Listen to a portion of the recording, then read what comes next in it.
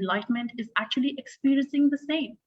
Knowledge is the theory, enlightenment is practice. Now, ladies and gentlemen, without further delay, would like to welcome on board Honorable Speaker Guest Dr. Satya N. Gupta. Dr. Satya N. Gupta is Chairman, Bharat IPv6 Forum Chairman, Blockchain for Productivity Forum, Secretary General, ITU APT, Foundation of India's Chairman, Bhutan, India and BIMSTEC, South Asia. He has worked as Principal Advisory in TRAI. Satya N. Gupta is an analyst, author, and advisor on ICT-related policies and businesses. He joined Ministry of Communication in 1981 and Ministry of Railways in 1983 and arose to the level of Additional Secretary in the government. He authored a concept called Job Factory, converting unemployment into entrepreneurship. His recent research-based work, Long Tail, walking the extra mile on rural broadband businesses, based on his work hotspot as a managed service. He has been recently awarded PhD by Commonwealth Vocational University. Let us congratulate Dr. Satya Gupta for his innovation work and his PhD. Welcome, sir, and heartiest congratulations. Welcome on board. I request you to please share your vision and ideas with our esteemed audience. We would be very delighted to hear from you. Thank you, sir. Oh, thank you, Shally. Good morning, everyone. It's indeed a great pleasure and honor for me to address this August gathering of the blockchain experts, the rock stars who will be speaking in the session. But let me admit, the Shally madam, actually, first of all, I'm thankful to you for these generous introduction of mine and your compliments to me. But more than that, you have actually said it all already. What we plan to deliver and discuss in next 2 days, in fact, in a nutshell, you have summarized that all actually. And I'm really impressed with you on that actually and your knowledge. Thanks a lot for starting the tone of the next 2 days in such a professional and clear manner.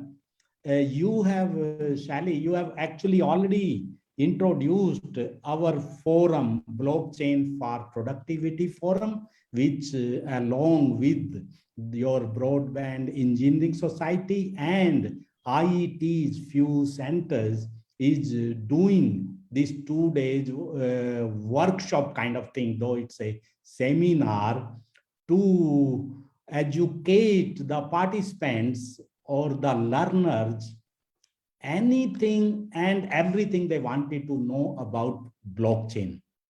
Our forum objective, already mentioned by Madam Shally, basically is to bring awareness and knowledge about the blockchain among the society at a large, as well as corporations and government institutions. Our aim actually is to become an independent think tank in the area of emerging technologies like blockchain or the distributed ledger technologies for the government agencies at center and state level.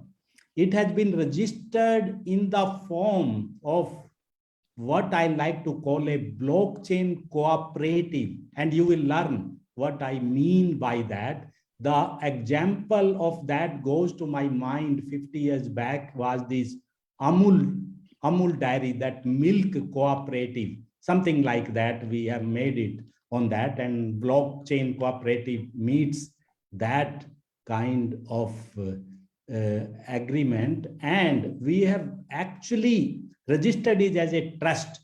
7 founders whom you will be meeting during these 2 days joined together with a common vision, what I mentioned, and it is made as a trust. It will follow the principle of crowdsourcing of the knowledge, of the expertise, and of the what I call problems, actually sourcing of problems. Actually, blockchain, our forum actually will be mining the problems which society is facing, which government is trying to solve or struggling with.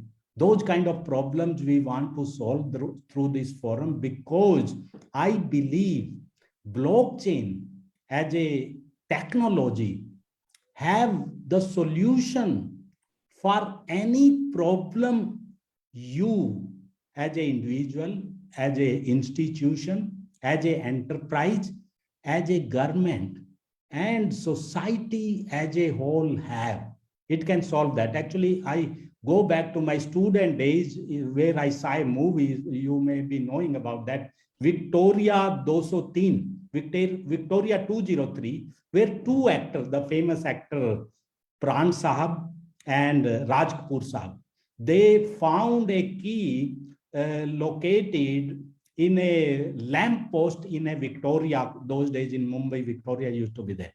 So when they saw that key, so they imagined or concluded that this key has to be very, very useful, and this key will be having a lock which will have a lot of treasure.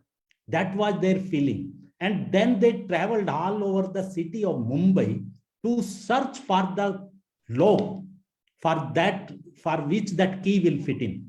That was the movie. According to blockchain is exactly the same. It is searching for the problems. It has solution for all the problems. Like our forum itself, actually we have found two problems on which we want to work with cooperation from all of you. And I'm so happy to see the participation and the collaboration for so many of you. I like to call Broadband for Productivity Forum as your forum. So it is not our forum. It is your forum. All of you who are associated and logged in today and will be logging in tomorrow. It belongs to all of you. And two problems which we have already identified and working on, and you will learn more about those problems. The one problem we are trying to solve is the public-private partnership projects problems, which basically is required in the latest Gati Shakti vision of the Prime Minister, that they want to create infrastructure. They want to spend 7.5 trillion Indian rupees, of course.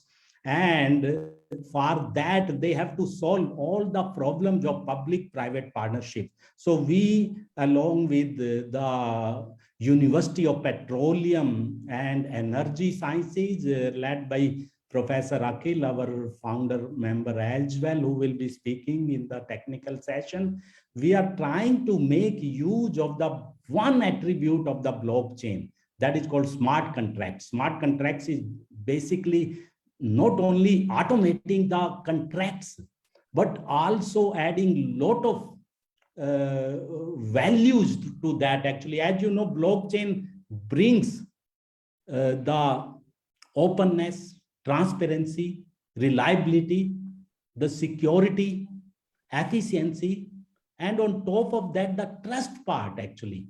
And our public-private partnership contracts actually basically deal with many problems. And our CEO, Dr. Damodran, have done a research, and he has found out about 75 problems with the conventional PPP templates have. And few of them I can tell: cost overrun, the time overrun, litigations, arbitrations. So ultimately the end output or the end beneficiary don't get the benefit which is intended to because of these problems. And these can be solved by blockchain. And the smart contract is the solution. Our technical expert, Benu, will also be speaking on that in the technical session. So that is one work we are already doing. And there are so many other problems. But another thing which we are working is called Gyan Vahani. Gyan Vahani is trying to create a national knowledge transport network for the country, a grid kind of thing. It is much more than just a fiber grid, actually. It will be basically helping in the creation of a national digital transport network which can transport the knowledge, not only just the information, not only just the bits actually, from anybody in country to anybody, as is, where is, any time. And that is where it will be a plug and play kind of digital infrastructure. And on top of that will be the smart contract and the blockchain cooperative concepts, so that it is trustworthy, it's secured, it's reliable, it is always on, always available to anybody on a plug and play basis. So that is another project for which white paper is work in progress. So these are, I'm just telling, these are just two problems, but there are many more, many more. I can tell you the ambition of our Honorable Prime Minister. He wants to double the farmer's income in 5 years. 3 years have already gone out of that, doubling the farmer's income. Other thing is making the country sone ki chidiya again, 5 trillion economy. And now he is even thinking of making it 10 trillion economy, and this trillion is US dollar. So for that, solutions are not in sight. But according to me, blockchain can help, aid to that. It can find out the solutions. In addition to that, we basically want to use the blockchain capabilities to solve the problem of the society also, like these SDG goals you can see on back of my chart, 17 SDG goals to increase the sustainability, and India is a signatory of that. And we have to achieve all these goals. And all these goals, actually, blockchain can cut across all these goals actually, and to help to achieve these in their own manner. They can aid the conventional schemes of the government, conventional projects of the government, make them more refined, more focused, more efficient, more visible, and more measurable, actually, the impact, what we call. So the blockchain can help to measure the impact of any of your goal, any of your scheme, actually, and taking the end user as a partner, because blockchain is an open technology, everyone can be linked, everyone means there is no central controller that way.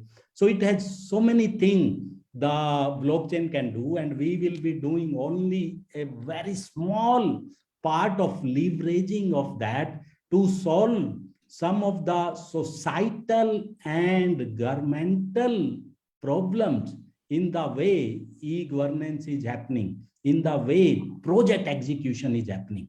The Gati Shakti mission of the Prime Minister, which was there, the main subject of the budget also, they have created a ministry for that, actually, chaired by our own rebel Home Minister Amit Shahji, actually. So there'll be a ministry which will be monitoring the Gati Shakti mission of Prime Minister with 7 engines.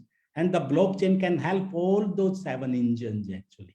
So that is what our forum have taken the task, believing in all the experts who have agreed to help us, and more will be there, and all our audience, and all will be welcome to be a part of that. They will have to contribute. That is what we called crowdsourcing, actually, of the expertise, and to achieve the goal in a measurable or a monitorable fashion, so that the impact is measured. It is not only the money. We are working for the maximization of the societal benefit, overall societal benefit, not just the how much tax government have earned or how much money someone has earned, but how everyone has been benefited and what benefited.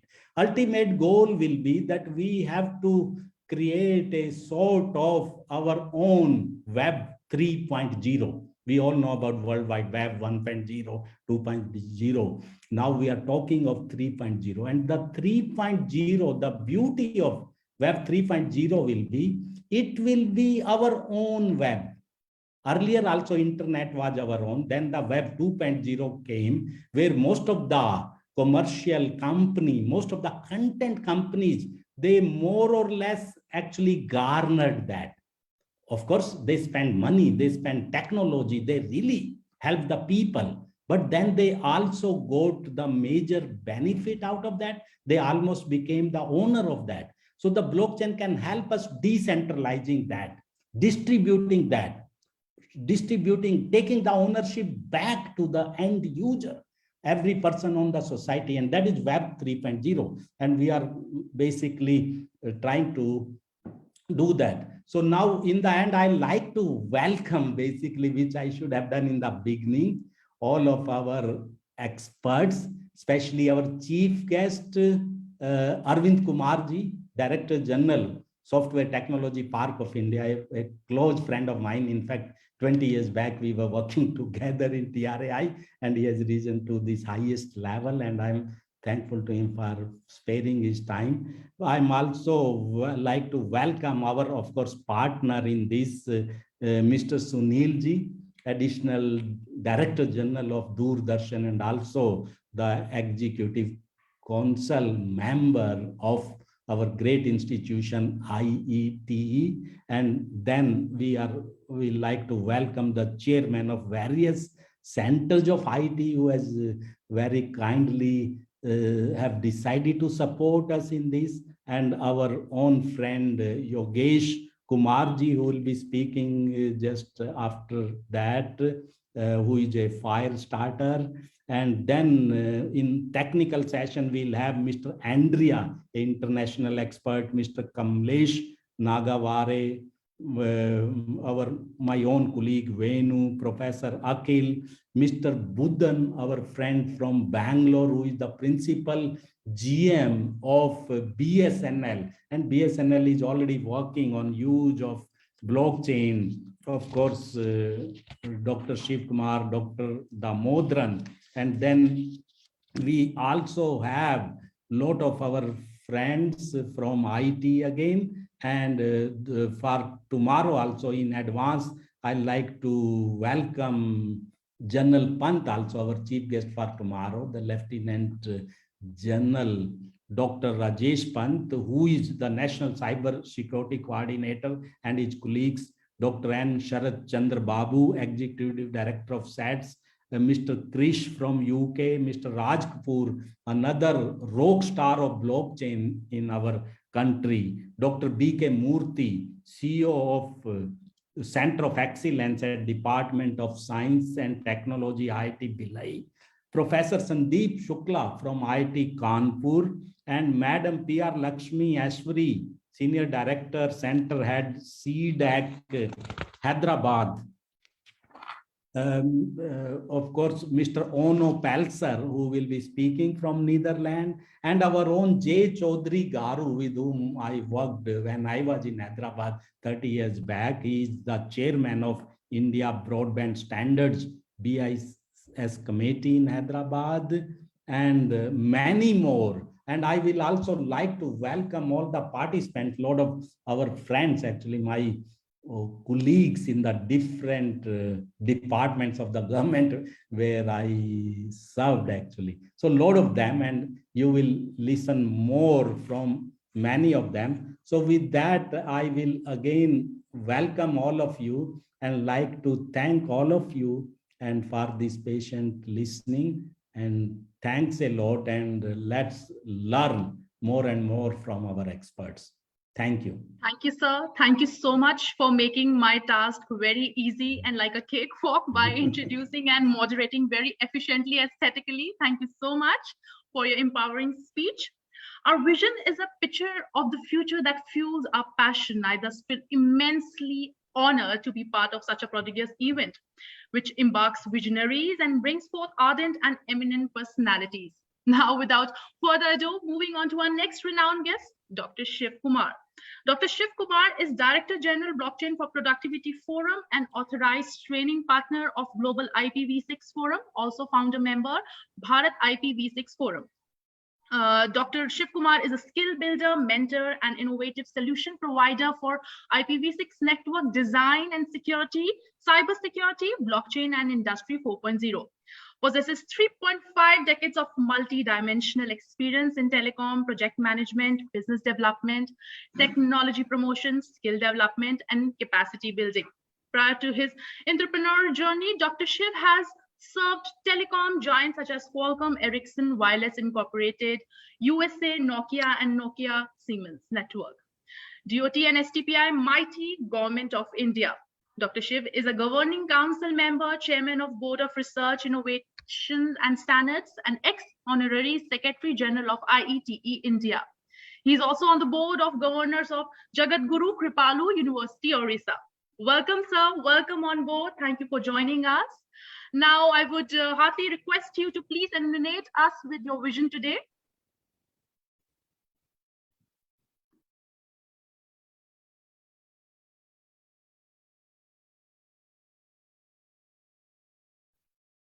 Good morning, everyone. Are you getting me? Yes, we are getting. Yeah. Very good morning. It's a really nice sunny day outside, and that we are going to create the warmness through the lecturers and our lecture, the speakers, and we got it from across the globe that they are going to make certainly the warmness is going to come.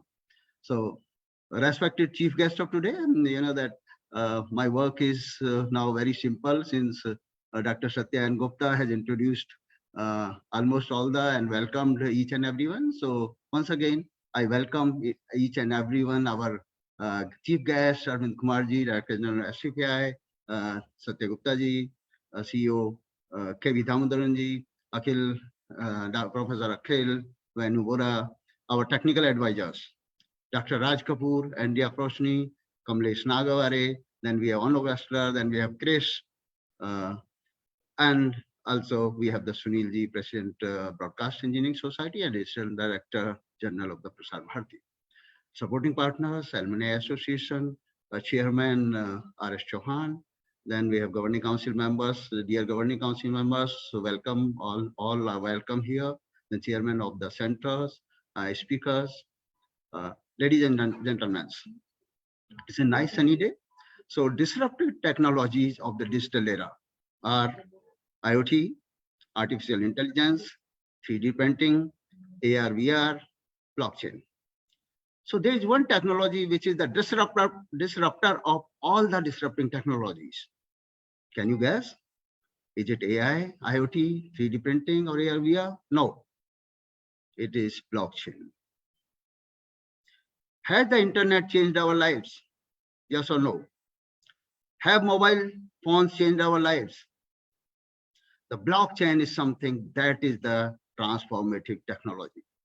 This is the quote from the Broke Pierce, the American entrepreneur and the former actor of Disney films, known for his work in the cryptocurrency industry.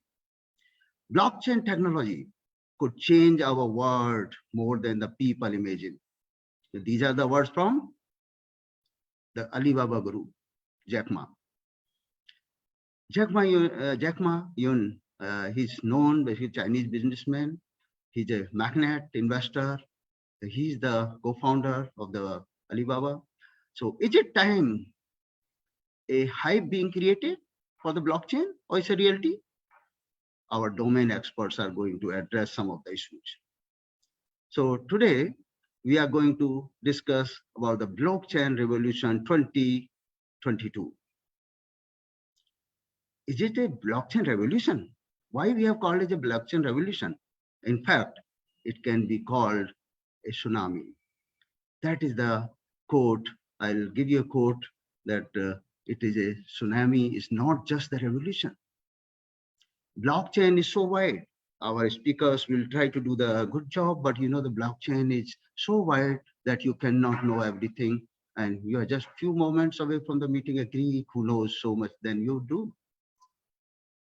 William is a Toronto-based investor, researcher blog. The blockchain cannot be described just as a revolution. It's a tsunami-like phenomena, slowly advancing and gradually enveloping. So, ladies and gentlemen, you know that we cannot keep away the blockchain for the more time. It is the market who is going to drive. It is the technology who is going to drive. So is that the high time? I believe it's the right time for all of us to understand the blockchain. Blockchain is the biggest opportunity set we can think of over the next decade. It is a Nasdaq chief executive, Bob Griffith. I believe blockchain has characteristics which mark it as a something transformative, perhaps even more transformative than the web. The web have changed our life. But can you believe the web itself is going to be based on the blockchain? Blockchain is going to be infrastructure.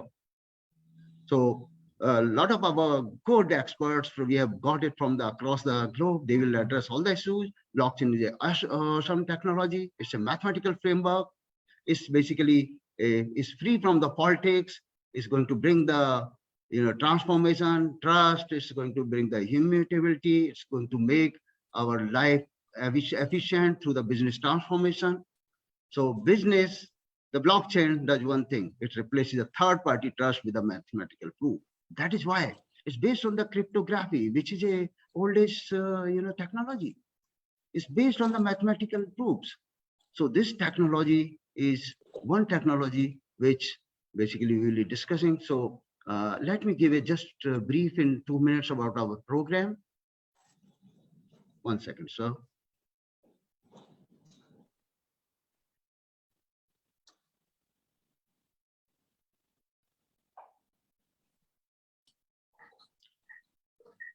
I'll not share the screen because it's not required. So I'll go just in brief. So we'll be having this is the inaugural session, and we'll have our chief guest. Then we'll have our technical session. Technical session will be by the Andrea Rossini today. He's from Italy. So his biodata will be read, the brief biodata during that same time. Then we have today Kamlesh Nagawari, we have Benuke Bora, and we have Professor Akhil Damodaran, then Mr. E. Buddhan, and then it will be concluded by the Dr. S. N. Gupta. So that will be our day one's proceedings. Then day two, the theme will be different. It's a blockchain for the governance and the social impact, emphasis on the efficiency, security, and trust. Once we have the understanding of the technology, many of you already know a good amount of the blockchain technology, but still, I think he will be here with us. And tomorrow, we will have our chief guest, Lieutenant General Dr. Rajesh Pant. He called and he told that he is going with the foreign minister to the Australia, but he has deputed his deputy, Sri Nandarnathji, Joint Secretary, and from PMO, he will be there. Then Dr. N. Sarath Chandra Babu is tomorrow the guest of the honor. He is Executive Director from SATS, in place from the Principal Scientific Advisor to the Government of India. Then we have Chris Cuisine. He's from UK. So you will learn about the crypto exchanges and more. Then Mr. Raj Kapoor, the founder or CEO of the India Blockchain Alliance, and he's our technology basically advisor as well. Then Dr. B.K. Murthy from IIT Bhilai. He had worked on the national strategy on the blockchain. So he will be giving the glimpse of our blockchain national strategy. Then we have Professor Dr. Sandeep Shukla from IIT Kanpur. He I would like to tell that IIT Kanpur is the one who got the national blockchain governance project from the government of India, from our NSA. So he will be giving the blockchain framework for the governance. Then we have PR Lakshmi Ishwari. She is the senior director and the center head for the CDAC Hyderabad. She's one of the blockchain experts, so she will be. Then in the afternoon, we'll have a panel discussion. In the panel discussion, we have Sri Sunil from the Indian Broadcast Services. Then we have Ono Pestler. He's the CEO of Dragon Scale Global, Netherlands. And Sri Jay Chaudhary Saab, Chairman India Blockchain Standards BIS Committee. Incidentally, He has been my senior in the STPI when I was joint director. Then he was he's the one who founded basically the STPI, and he's the man who has been a special chief secretary to the CM of Andhra Pradesh. Then we'll have the concluding remarks. So that is the basically 2 days marathon run we are going to have. So now I would like to hand over again to the Shelley.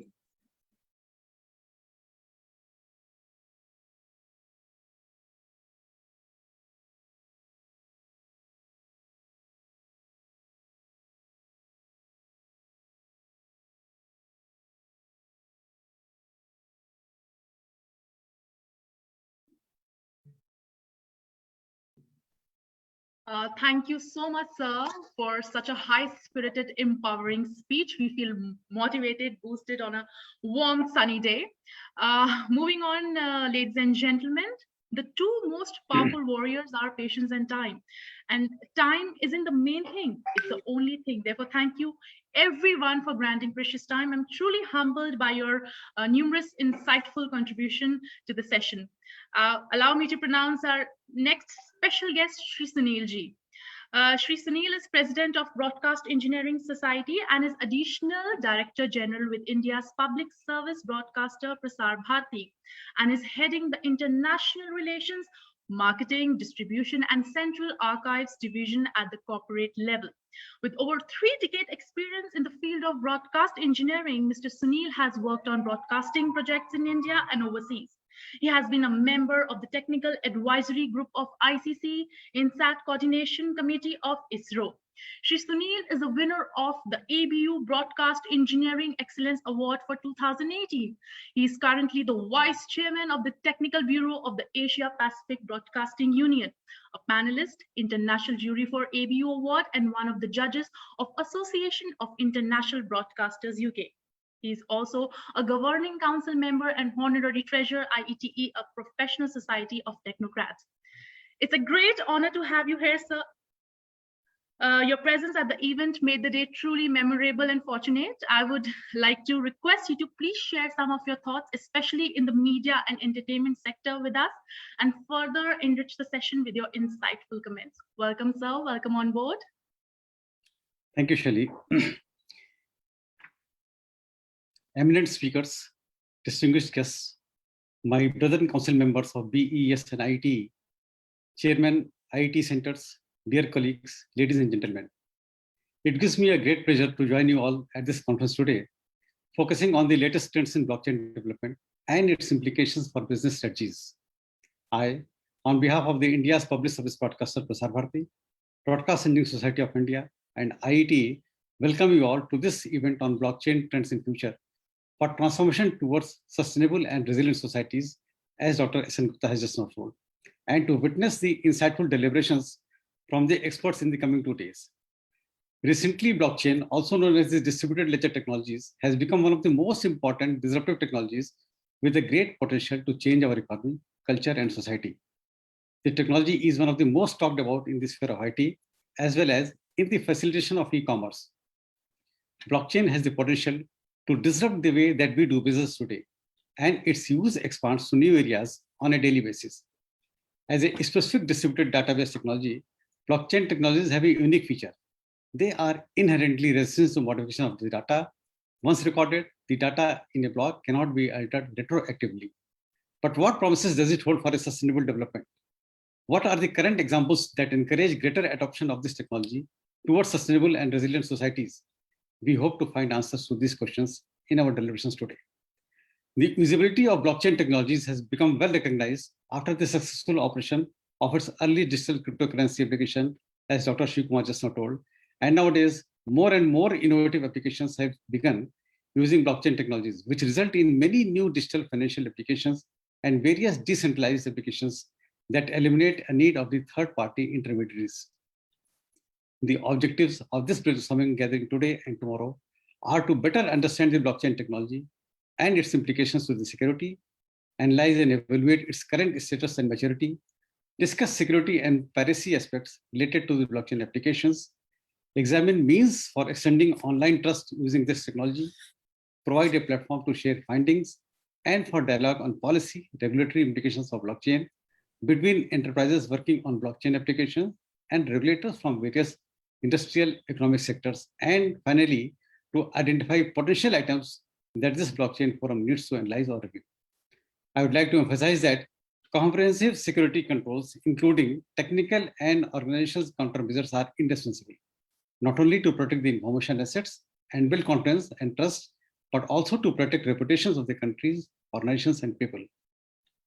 On the future of the blockchain in media and entertainment, friends, the media sector is always innovating, harnessing the latest and greatest technology to create and distribute content in the so-called battle for eyes and ears. That is what we do. From virtually the reality music videos to CGI in blockbuster films to video game streaming, there's no shortage of ways to grab our attention. Of course, great innovation brings great hurdles, and the media industry certainly has its share. Digital piracy, inaccurate royalty distributions, fraudulent content, and erroneous data, to name just a few. That's where the decentralized ledger system blockchain comes in. Right now, it's more prominently used in trademarking and rights management, but the applications are many more. For example, the recorded distribution of the music and movies allows the artists to be paid fairly and maintain accurate data on streams and purchases. And very important today, the scourge of the fake news can benefit from blockchain's ability to establish the origin of a story or fact, where all nodes unanimously agree on a single source of truth. The media and entertainment industry is a contracts-based business that places a premium on the protection of intellectual property. For media companies, blockchain has industry-wide applications that can transform the way the content is created, consumed, and protected. The open and decentralized nature of the public Ethereum platform will allow actors in the entertainment industry to reap the benefits of decreased IP infringement, disintermediated content from the industry intermediaries, and direct monetization of all copywritten assets through smart contracts and P2P micropayments. Blockchain has the potential to increase the profits for content creators and media companies and provide real-time consumption-based pricing. Understanding how blockchain plays into the broader strategy of the company, what the company's priorities are, and if the business model can be significantly impacted by the technology will be essential. The television and the media industry as a whole can benefit from using this technology through advertising, distribution, content creation, and verification. Whether the goal is a better security and customer privacy or more flexibility, the end game is the same, eliminating or at least lessening the impact of the middleman. White matters, operators, advertising providers, and content creators are accelerating their efforts to establish a blockchain as a secure, authenticated, multi-user system for distribution and payments. Since the beginning of the broadcasting, from radio to TV, cable, and streaming, the content creators have relied on a centralized entity to transmit their content and connect them to those advertisers willing to pay for associated time slots. Every content creator's goal is to somehow monetize their work, either through direct payments, subscriptions, or advertising. The barriers to the connecting with consumers are mostly related to economies of scale. This is why it has always been easier to rely on broadcasters to distribute the content and attract advertisers without a way to securely collect information about viewers so that they feel safe to share their personal details. Content creators have relied on large broadcasters to build an audience that advertisers felt confident enough to address. Broadcasters thus became gatekeepers, controlling and limiting the kind of content that would be broadcast, those they felt would attract the most advertising revenue. Blockchains allow data to be collected securely and authenticated and validated in a decentralized way. In our industry, this has the potential to give consumers many options as to the type and quantity of the information they are prepared to share with and whom they want to share with. This technology can help content creators and advertisers connect directly with the consumers and bypass aggregators and large media companies altogether. Independent and fringe content creators may now have the additional opportunities to monetize their creative work and to directly connect with the targeted advertisers on one end and consumers on the other. What are the implications for TV advertising? Because blockchain technology can directly connect content creators and advertisers with the consumers, viewing habits and other data can be collected and shared without a central authority to mediate it. This allows advertisers to play more relevant content to the consumers. Equally important, it may allow content creators who otherwise would have no effective way to securely monetize their creative work and to securely compensate their colleagues. an entirely new way to generate traceable revenue and to avoid pirated copying through peer-to-peer business transactions. On the licensing fees and the royalty side, it's not just the advertising revenue where blockchain can help content creators monetize their product. Rights management is another area where content creators can benefit from the use of blockchain. As examples, a company uses blockchain to link a photographer's image to its country's copyright office registration number, allowing them to quickly detect and claim compensation for unauthorized use. A music rights management platform uses blockchain to ensure that recording artists are paid promptly and fairly when their work is used by the third parties. So the use of the content by the third parties is also very well allowed here. Another exciting application for blockchain is to allow both the audience and the broadcaster to benefit from the data collected for monetization. For example, during a broadcast, consumers could give the chance to interact with the program or advertisement they are watching. Consumers can respond directly on the device they are using, or if they are watching TV, by using an app on the smart TV, phone, or tablet. Once viewers have signed up, they can interact with the targeted elements of the show or commercial and accumulate points with a real world value that can be used to buy the goods or services being advertised. The ultimate benefit of the blockchain technologies for filmmakers would be to achieve a fully decentralized broadcasting ecosystem where no single website or business would act as gatekeepers to broadcasting their TV or cinema content. So this technology is the ultimate disruptor for cable and streaming service. Using decentralized apps for entertainment, either for live streaming or for on-demand video, would allow thousands of computers worldwide to act as broadcasters in a non-hierarchical mesh network. This kind of fully decentralized blockchain-based entertainment network could disrupt the existing cable and streaming services. Content could be instantly made available over a decentralized platform without the need for a central gatekeeper to approve it. In a decentralized delivery model, new channels of related content could emerge organically. Consumers would essentially self-discover the programs and films they want to by sharing the data. Free content could even disrupt the traditional TV and internet advertising. Advertisers would essentially pay you to watch content in exchange for collecting tokens that could eventually encourage you to buy the products and services being advertised at discounted rates. The next HBO or Netflix might be a completely decentralized cinema and TV consumer network where data is freely collected between content creators, consumers, broadcasters, and advertisers, allowing everyone to reap the benefits of the blockchain technologies.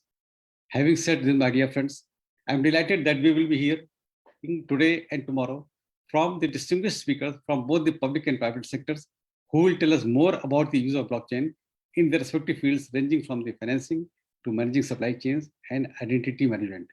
I would like to rather take this opportunity to thank the presence of our chief guest today, Dr. Arvin Kumar, Lieutenant General Dr. Rajesh Khan from the PMO, Chairman BPF Dr. S.N. Gupta, CEO Blockchain Forum Dr. Damodaran, CEO India Blockchain Alliance Sri Raj Kapoor, CEO Dr. Murthy IIT Bhilai, CEO Dragon Scale Mr. Pelser, Professor Sandeep from IIT Kanpur, Dr. Shiv Kumar, speakers as well as participants for taking the time to join this session today. I wish you all a fruitful, insightful, and productive sharing today. Thank you very much. Thank you so much for such an amazing pep talk, which is so inspiring and motivating. And I hope the technology we are talking about will be driving the world and kind of create revolution and will be benefiting the upcoming generations and will also motivate us in building businesses, leading our life, creating success, achieving our goals, and overcome our fears of failure. Ladies and gentlemen, moving on to our next guest speaker, Mr. R.S. Chauhan. Mr. R.S. Chauhan is the chairman of IETE Alumni, a professional society of 1.25 lakhs technocrats as its members across globe. He is governing council member of IETE and had been chairman and honorary secretary of IETE Delhi Center. Welcome, sir, to this enriching session. We are pleased to have you here. Please share your thoughts with us. Thank you, Shaliji. Good morning, ladies and gentlemen. Respected Chief Guest of the Day, Mr. Arvin Kumar ji, Chairman of Blockchain for Productive Forum, President of Broadcast Engineering Society and Governing Council Member, IIT Sri Sunili, a collaboration partner of the event and dignitaries present in virtual room. Ladies and gentlemen, I would like to thank the organizers for giving me the opportunity. I am happy that this international event on blockchain revolution is being organized in collaboration with two renowned associations of technocrats, namely Broadcast Engineering Society and the Institution of Electronics and Telecommunication Engineers, IET. Today, everywhere, a number of new technologies are being talked about in digital era. Blockchain is the one which is being talked about most, but there is a lot of confusion, even in media, on cryptocurrency based on blockchain. I am sure this event will address a number of issues and bring clarity in mind of audience. Special thanks to Dr. S. N. Gupta ji, Dr. Shiv Kumar ji, and Sri Sunil ji for bringing quality speakers from various parts of the world. I, on behalf of IT Alumni Association and on my personal behalf, wish Blockchain Revolution 2022 of Blockchain for Productivity Forum a grand success. Thanks. Jai Hind. Thank you so much, sir, for such a crisp and wonderful speech. Now, ladies and gentlemen, moving further, allow me to introduce our next guest, Mr. Ajay Kumar. Mr. Ajay Kumar is currently IETE Governing Council member, Chairman Membership Committee, and Zonal Mentor East Zone. He is a Program Manager and Member Steering Committee at Center of Excellence on Cyber Security, IETE Ranchi. He is ex-faculty head of Broadband and Access Technology at Advanced Regional Telecom Training Center, ARTTC Ranchi. He has been trainer at Military College of Engineering, Secunderabad from 1986 to 1992. Mr. Kumar is a global IPv6 forum network and security engineer and certified master trainer for Industry 4.0. Welcome, sir. I would like to request you to please throw some light on this ongoing topic. Thank you, Silly Madam, for nice brief.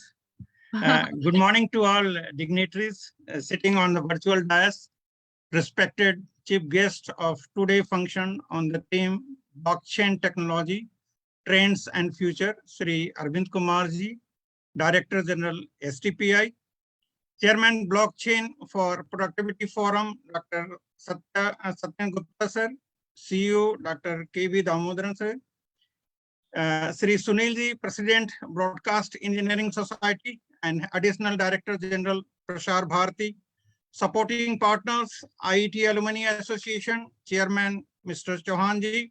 I can find Chairman Bangalore Center, Satyanandan ji, Governing Council member of IT Centers.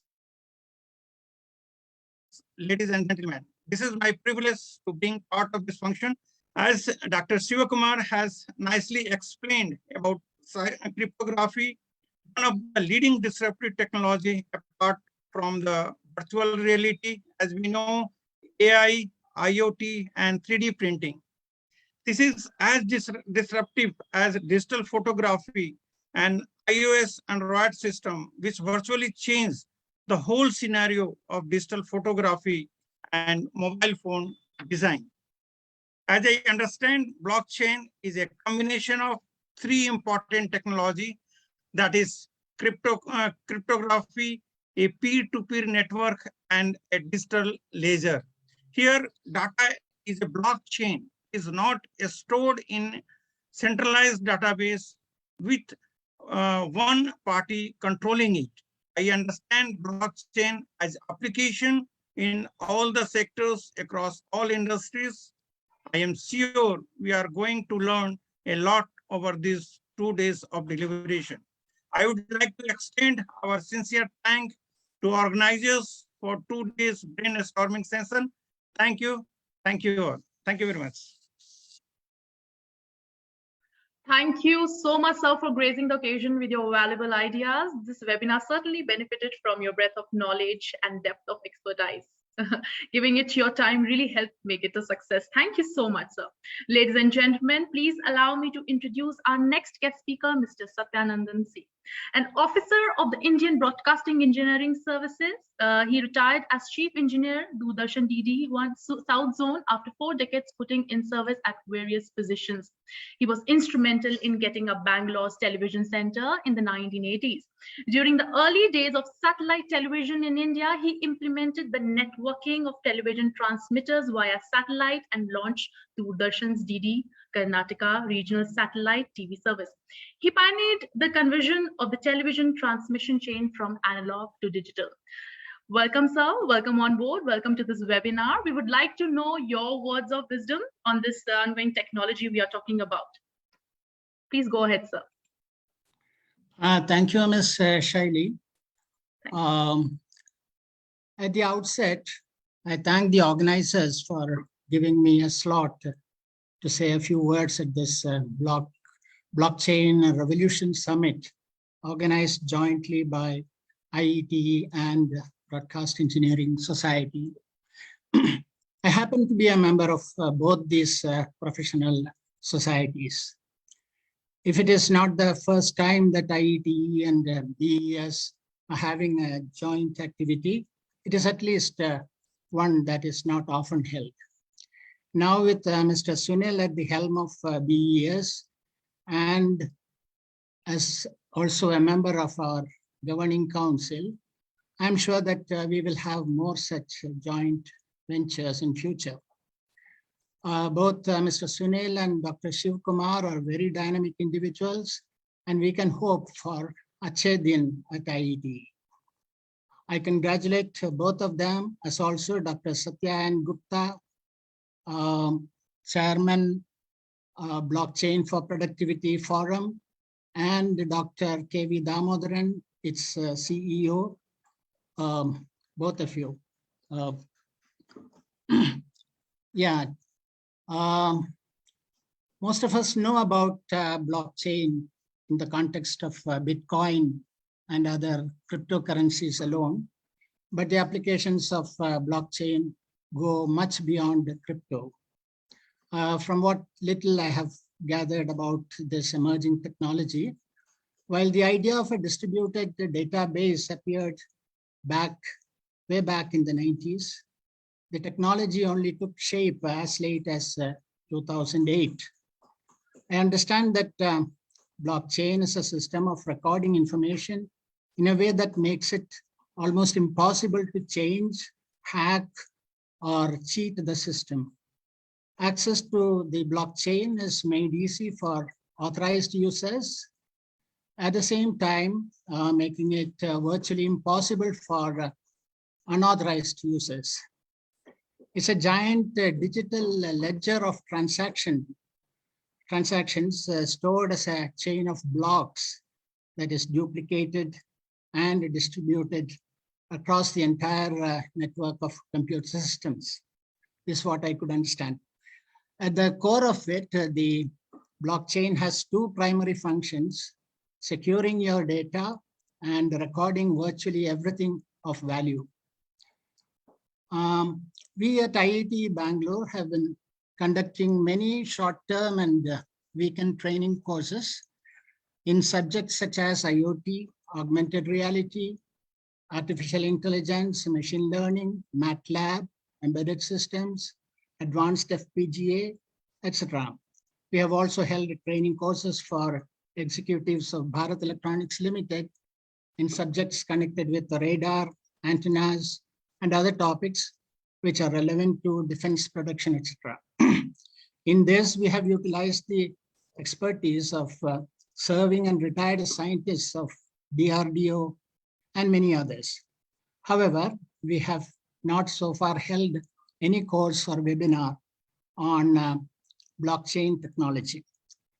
Since applications of blockchain include money transfers, financial exchanges, lending, insurance, real estate, securing personal information, and even voting, I'm sure that this technology has tremendous value to students looking out for jobs after graduation, and also for others engaged in various jobs. In fact, I saw a number of advertisements for blockchain developers. Blockchain technology will hopefully be used in business, in media, and marketing and property dealings, among others. In business, it can be used when dealing with money, for fraud prevention, for improving supply chains, and for funding. In media and marketing, blockchain can be used for promotional cards, for microblogging, and for enhanced advertising. In property dealings, blockchain will revolutionize the way notary services are carried out today, how property rights are captured through what will be called smart contracts. The applications are very many. Hence, I feel IET centers should try to organize training courses for students and working professionals. At Bangalore, we intend to hold an introductory webinar very soon. Later, perhaps, we will plan to invite industry experts and offer fundamentals courses for students and working professionals. I'm sure that this Blockchain Revolution Summit will help us learn more about the technology and all other aspects of it, and will enable centers to conduct seminars, webinars, and training courses that will benefit both professionals and the student community. I once again thank the organizers for giving me this opportunity. Thanks all. Sir, thank you so much. We can say that this revolutionized technology will be securing and safeguarding people's lives, and therefore providing them longevity when it comes to privacy, and it will be benefiting a lot of people with this. Thank you for your rich, insightful. Your presence here definitely enriched this lecture, and for that we remain grateful.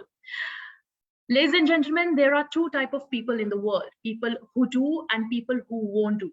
The people who do are actually the movers and shakers of society. They are the ones that make things happen. They are producers, builders, providers who makes a difference in the lives of people. And I feel that right now I'm surrounded with a lot of eminent doers of the society who are creating a revolution and benefiting people.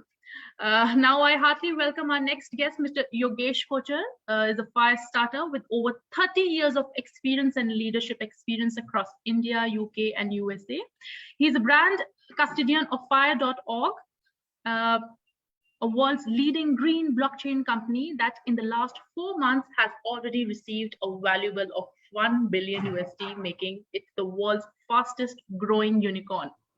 Fire.org has created a blockchain aligned with the 70 Sustainable Development Goals of the United Nations and tokenizes them. Something really interesting would like to add that Mr. Yogesh Kocher likes to be called a storyteller and an adventurist. He's a published author and a poet. So why don't you start off with a crisp write-up or a poem? I'm sure everybody will enjoy this on a warm, sunny day. Hi, guys. Good morning, and thank you very much. Thank you very much, everybody. Welcome, sir. Thank you, Shelly. Thank you, Dr. Satya Gupta. And my greetings to Dr. Arvin Kumar. Well, I'm not going to talk about the poem, but I'm going to talk about the story of a dog with a tail. Okay. Web 1.0 was when you had the dog and the tail. Web 2.0 was where the tail wagged the dog. Web 3.0, which is what we are talking about, which involves the blockchain, is where the dog is eventually going to wag the tail. So I think that's about it. But, poem would have been really long, considering we have some really, really wonderful speakers that I personally love to listen to, etc. Ladies and gentlemen, I thank Dr. Satya Gupta of the Blockchain for Productivity Forum for inviting me to this India Blockchain Summit to start the fire. And therefore, I reckon I have the privilege, but the onerous responsibility of being the fire starter. I represent fire.org, which is spelled as 5ire.org. Why 5IRE is because we're talking about the fifth industrial revolution and therefore IRE. During the recent pandemic, we received a very curt and an urgent message about the consequences of ignoring climate impact or unchecked growth. This is therefore a wake-up call. Coming to think of it, not even the dinosaurs imagined that they would be extinct one day. What to speak of humans? That makes us all prehistoric creatures walking in the history. So we need to wake up to the Sustainable Development Goals. The distance to the SDGs is the size of our greed. Greed is nothing but neuroplasticity, a mindless obsession for more. Just like how we drive a car without even knowing where we are driving. Because to drive is coded in our memory, and we do several things while driving. We talk, we eat, we listen, we watch. How many of us even know how many lights did we cross or how many times did we change the gear? We don't. Ladies and gentlemen, this is neuroplasticity, and greed is neuroplastic. Greed occurs because of mindlessness too. The lady on the hoarding sells a leather bag by a brand that raises crocodiles in its farms, then kills those crocodiles, culls those crocodiles, skins those crocodiles, degreases and desalts and dries those crocodiles and converts it into a bag, and some call it a Louis Vuitton. We buy it for thousands of dollars. Really? Greed. The urgency of action can't be more immediate and necessary, considering the wake-up call already happened. On the roads, each person's focus has always been on the hoarding, and that prompts consumption more, and more. That prompts more and more and more profit. What we need is a shift of focus from for consumption to for utility, and from for profit to for benefit, for empathy. It has to generate equitable wealth and not unequal profits. The reason is that as much as we try this, this is the only earth that we can live on, and no one escaped from here alive. So just as we created a mask, during the pandemic, we urge all of us to wear it, not for ourselves, but for those around us. Brings us to blockchain technology for all those around us as much as equally for us. It establishes exactitude in the transaction of information, products, and services. There is provenance established, so we know what came first. And I'm at that stage going to take a pun and a pot shot. Did the not approved come first, or did the note approved come first?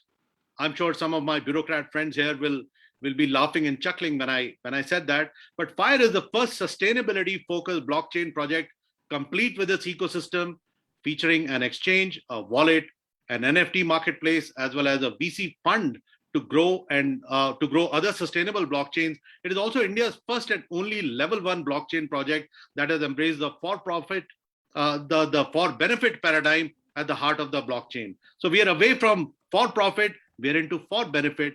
We are away from for-profit into the creation of wealth. So we help you earn carbon credits. Join us as we invite you to ride our bus from the current 4th generation industrial revolution to the 5th industrial evolution, creating a net positive impact on the planet and serving humanity. One of the FIRE's primary goals is to forge a strategic path for interoperability between off-chain digital legacy systems and governmental infrastructures powered by blockchain technology, using FIRE chain as a framework to facilitate decision-making. A universe is willing to show light to agriculture, health, education, energy, transportation, and most of all, even technology amongst all else. I will only say 3 things towards the end. 1, Web3 is here, and how. It is on FIRE, which is 5ire.org. Guys, go check us out. If you don't get it now, it will get you. So remain curious and join us to develop applications on our layer. 2, it is aligned with SDGs. So each time you look at the blockchain, think sustainability, and you would be doing yourself and your generations a favor. FIRE is a green blockchain.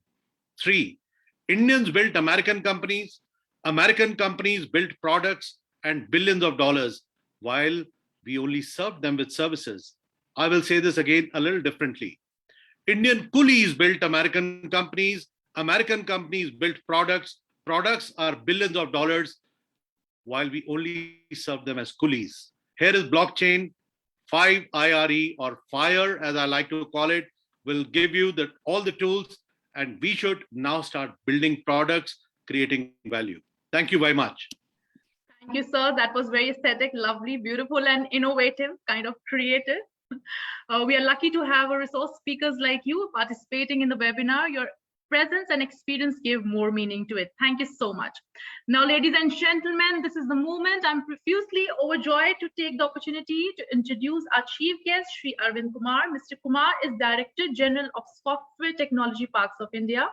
Before joining STPI, he was working in Telecom Regulatory Authority of India since 2004.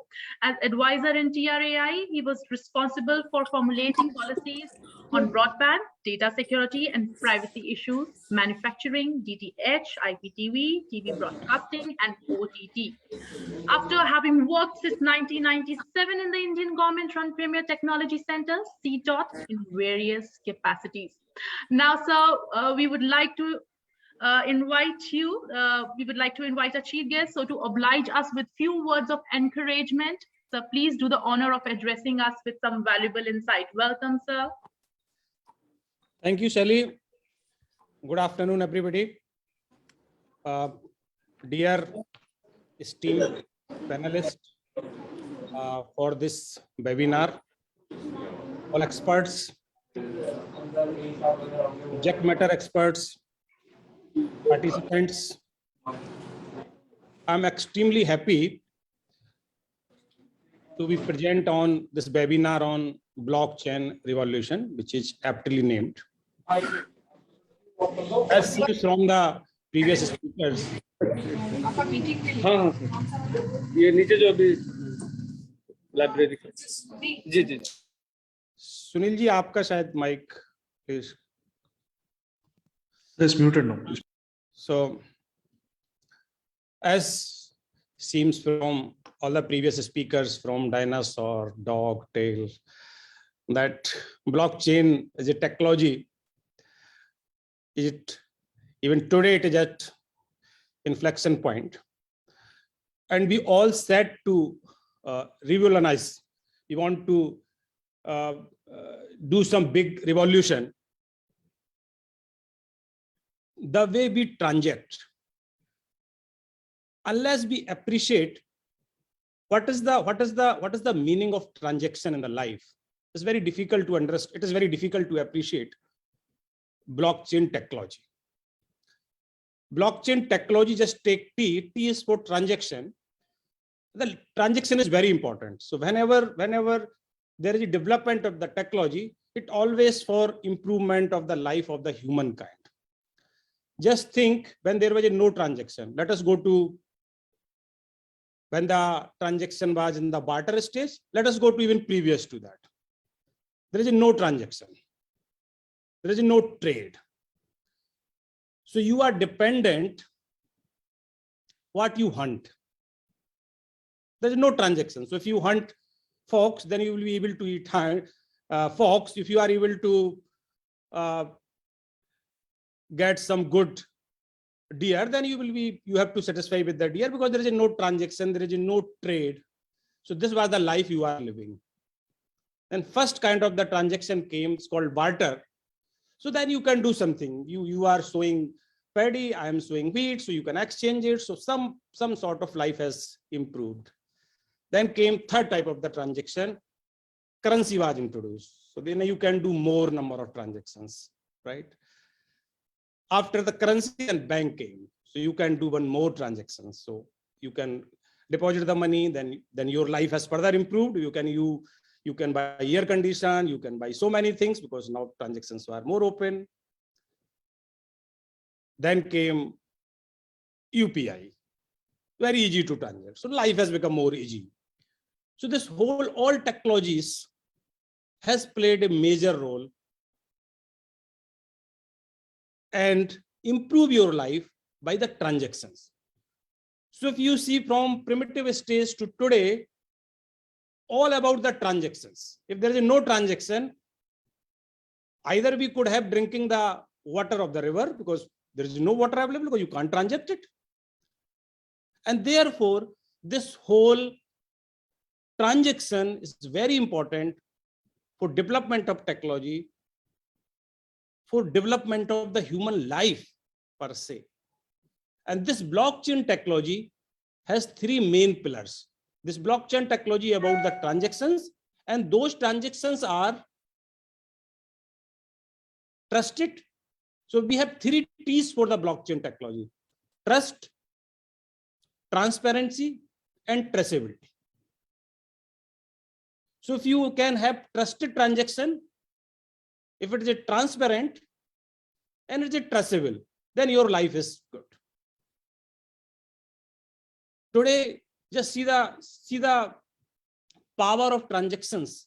We have 456 crore transactions per month from UPI, which is around 8.26 lakh crore revenue per month. This is the power of transaction. This is the power of trade. This is the power of trusted transactions. And blockchain technology brings those trusted, transparent, traceable transaction by the technology. That is the beauty of blockchain technology. When we buy a house, you like house, go there, make the payment. When the last moment broker asked 2%, then you feel pain. You have purchased a house at your own risk. If paper are forced, he's not going to compensate anything to you. He just believe in 2 plus 2, 4%. 2% from seller side, 2% from the other side, which is purchaser side. He just happy with 4%, and all papers, whether it's forged or not, it is your responsibility. Blockchain technology eliminate need of intermediary. Blockchain reduce transaction cost. It facilitates transaction between two parties who don't know each other. Our problem is why we need third party, why need we broker, why need we dealer? Because the person whom we want to transact, we don't know that person. And therefore, we have to rely on third party, which increases my cost. And therefore, this blockchain technology is all about eliminating need of intermediary, reducing transaction cost, decreases transaction and settlement time with all those three factors, which is trust, transparency, and traceability. This is how, whether we called it decentralized ledger system, whether we call this peer-to-peer network technology combined with cryptography, or we say give any name to it. And I think in this 2-day workshop, expert will be able to remove this illusion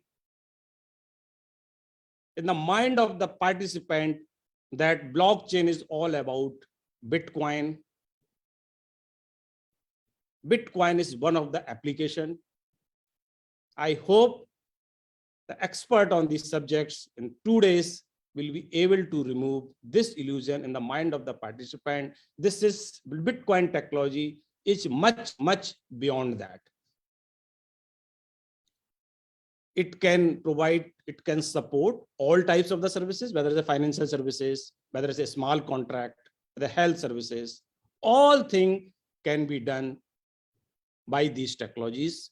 And as I said, it have trust, it is transparency, and therefore there cannot be better technology than Bitcoin for good governance and social impact projects.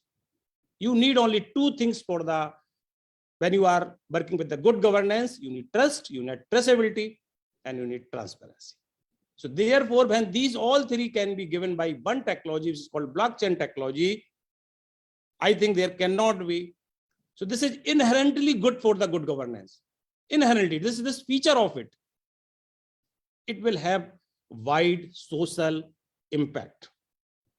And as had been estimated by many people, that it is going to go with the growth of CAGR of 82.4%, which is had the potential of 394 something billion US dollar in 2028.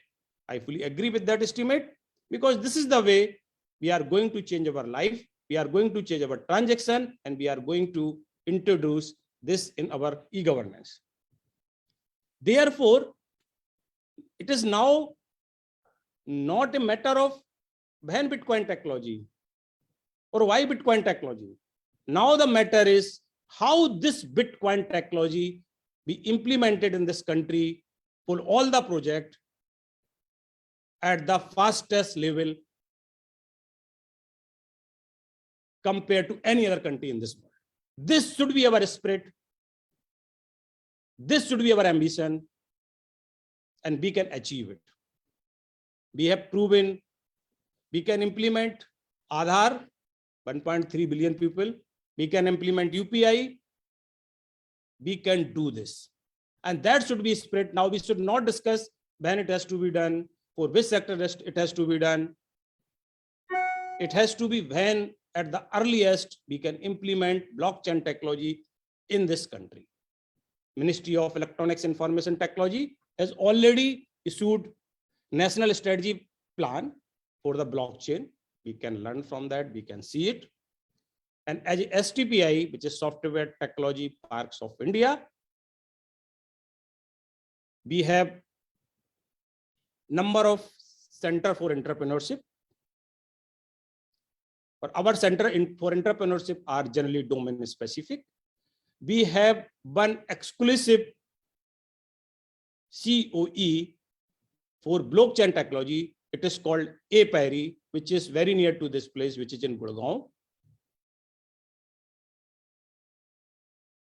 We also have Center for Entrepreneurship in Chennai, which is FinTech for the FinTechs subject, which is called FinBlue. But the specific for blockchain technology, we have in Gurgaon, which is called APARI,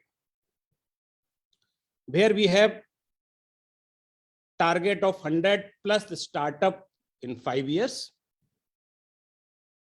10 startup is already onboarded. They are working. If you want, you can get the detail from websites. 25 we have already selected. So there will be 35 by the May 2022. In fact, those who have not seen internet revolution, when you become very happy, when you send, at that time, I remember there was a Netscape navigator, so just you send hello, it reaches other places, you are very happy. That kind of the happiness might have not seen by the people who are investors. We people enjoy it, we know how the internet has grown. Now we are again in the very exciting time. This blockchain technology is going to change the way we live, the way we do the business. And therefore, very promising technology. I hope these 2 days workshop will create awareness, will remove the doubts about the blockchain technology among the participants. With this, my sincere gratitude to organizer, which is Blockchain for Productive Forums and Broadcast Engineering Society. It is indeed a great pleasure for me to share this panel with who is who on the blockchain technology. I am not that much expert. I am eagerly looking forward to the technical sessions of this event. With this, God bless and Jai Hind. Thank you very much. Thank you very much, sir. That calls for a big round of applause. I know we are in a webinar, but still, that was very motivating and very well said that you are dependent on what you hunt. I hope this introduced revolutionized technology eases life problem. It builds trust and is impactful in reaping benefits. Thank you so much for your kind words. By setting goals, developing plans, implementing procedures, and fine-tuning your schedule and activities, you will provide a solid foundation for your new endeavor. Ladies and gentlemen, now I would like to invite our NGN guru, Dr. Satya N. Gupta, to grace us with his presence for a vote of thanks. Oh, thank you, Shali, again. Let me take this opportunity and honor to propose vote of thanks for our partners, experts, and chief guest of this session on behalf of our forum. Now it is your forum, I like to call it, and the Broadcast Engineering Society as well as IIT. To start with, let me take this opportunity to thank our chief guest, Mr. Arvin Kumar ji, who have just spoken, and you have seen his knowledge, experience, starting from the hunter economy to now software technology, and especially his thought about the national blockchain framework policy, which is issued by his ministry, and also his offer to visit his center of excellence on blockchain, which is in our neighborhood, Apari. And I hope our people will like to make use of that, and we'll have a separate meeting with you, Arvindji. So thanks a lot for sparing your time also for this great beginning. And we hope you will remain supporter and patron of our forum as today. Next, I am really thankful to my friend, Mr. Sunil, the Additional Director General of Doordarshan and President of BES, for his organization helping us as a partner, and his own presence and his what Madam mentioned about the pep talk. Actually, it also was just like a white paper we write in the blockchain business, and his support. I'm also thankful to our colleagues from IT, starting with the chairman of IT Alumni Association, Chauhan Saab, and Mr. Ajay Kumar, the Center of Excellence Ranchi of IT, and Satyanandan Saab from IT Bangalore for their words of wisdom and their support, and especially Bangalore chapter, where Satyanandan Saab actually mentioned about starting a course on blockchain, and will be very much willing to partner in that endeavor. And of course, our friend, which we call Yogi Bhai actually, and you know how what he brings as a starter of the fire is bringing the green blockchain. Actually, everyone is talking about green, climate change, and environmental issue and social issue. Actually, our forum is very keenly actually attached to those forum, which his company, the fire, which is nothing but a fifth generation of industrial revolution. We are still talking about fourth IR, Industrial Revolution 4.0. He is talking about fifth one actually, and we like to work with him, of course, more, and will be guided by him. And last but not the least, our lady of the moment, master of ceremony, Shally. I'm really impressed for the job done, and actually, you know it more than any of us individually, because you are grasping from whatever we are telling and absorbing it. And so knowledge of you alone is more than the knowledge of any of us. Actually, you have already become an expert on this technology, and I hope you will continue for 2 more days to basically crystallizing the words of wisdom from our experts and putting it together, and finally to convert it into a kind of story or a pep talk. Actually, that is what I'll expect. Thank you, but sir. For that, I'm thankful to you as well as your organization, Doordarshan, especially our Additional Director General, for this. And I'm really thankful to all other participants also. Hope they are learning, and I'm really sorry for the small glitch in the beginning, and we are a bit late, but I hope you are enjoying. But it is just a beginning. Actually, the real thing, blockchain, is starting just after this. Actually, please stay tuned, don't go away. Thanks a Thank you lot. so much, sir. As you have mentioned that I'm grasping, it's just the road to learning is always under construction. So I can say that I'm in that phase of life right now. And I thank you from the bottom of my heart for taking out time from your busy schedule to be the guest speaker at our seminar. We as audience owe you a special vote of thanks for being here. Now, ladies and gentlemen, please excuse us for a while. Stay tuned in, and there is more to go. We will be right back, so please request you to stay intact. My team and I cannot require the generous amount of hours you invested into making this webinar a great success. Thank you, everyone.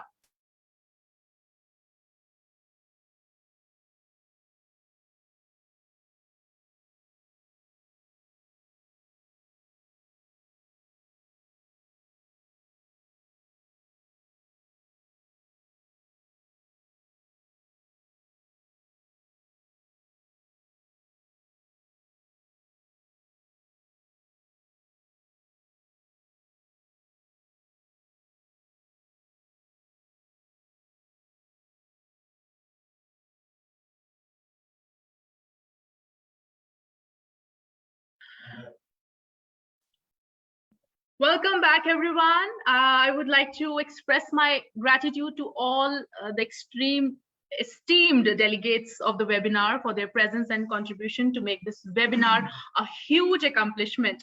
It's audience like you that makes webinar awesome.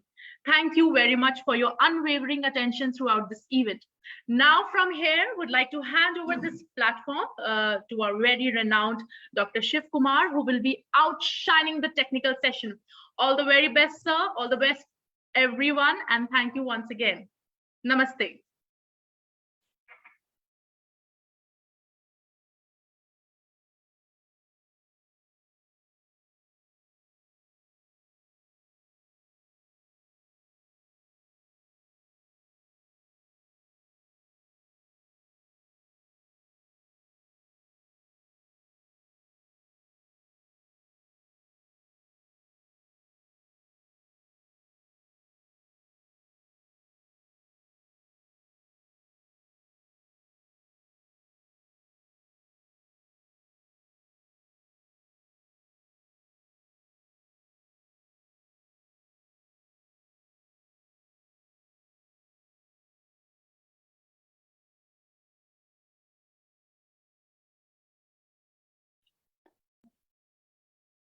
Good afternoon. Getting my voice, sir? Yes, sir. All clear, sir. All clear.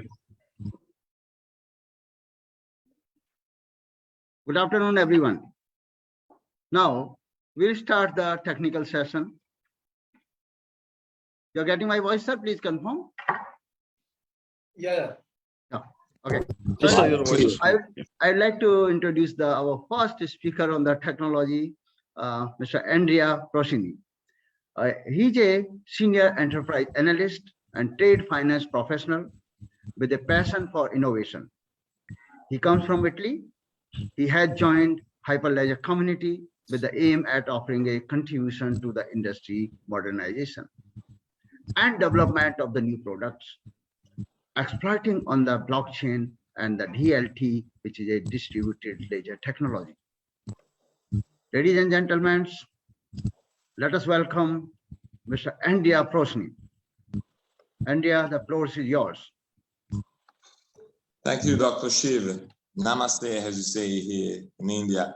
Namaskar, I hope namaskar. that's correct. It's pretty difficult from this side of the world to really have a full, let's say, meaning of the gesture. Anyway, thanks for having me today. It's a great honor for me to speak to you and to speak with the community in India, a country that I really love so much and I'm acquainted with.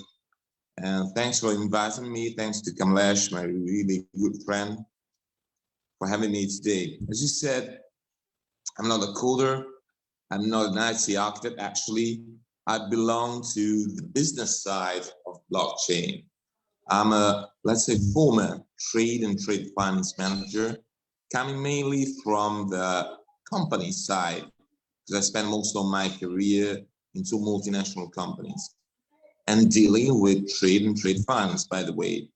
straight, let's say so, trade finance, traditional trade finance, in a very traditional way, in a very traditional industry. So just a brief outlook of what I'm doing. I'm joined, as you said, Hyperledger community.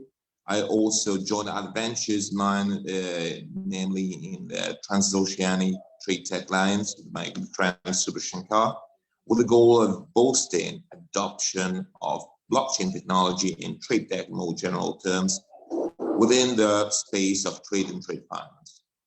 So this is really what I'm doing besides sitting chair of the trade finance. If you look at what actually trade is, as I said, is very traditional industry. If I just have to picture what trade in traditional form is, that is a table with so many paper sheets on it. I would like to share a slide that pictures perfectly what I'm talking about, if you allow me to. And this is it. As a matter of fact, this is trade finance and trade in more general terms in single picture on the traditional way.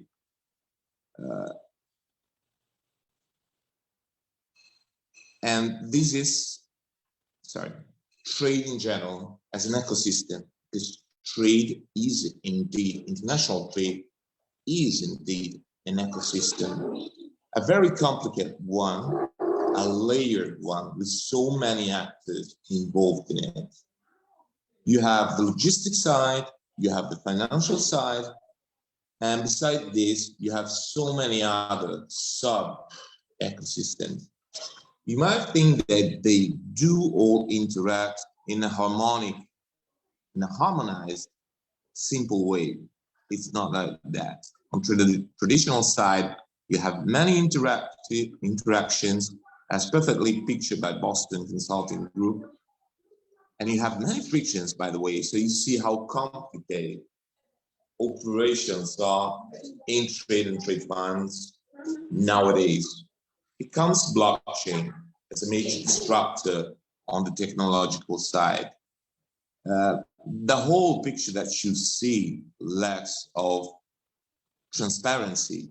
And if I have to use a term that defines perfectly the major benefit that DLTs, distributed ledger technologies, bring to the whole industry, is bringing transparency.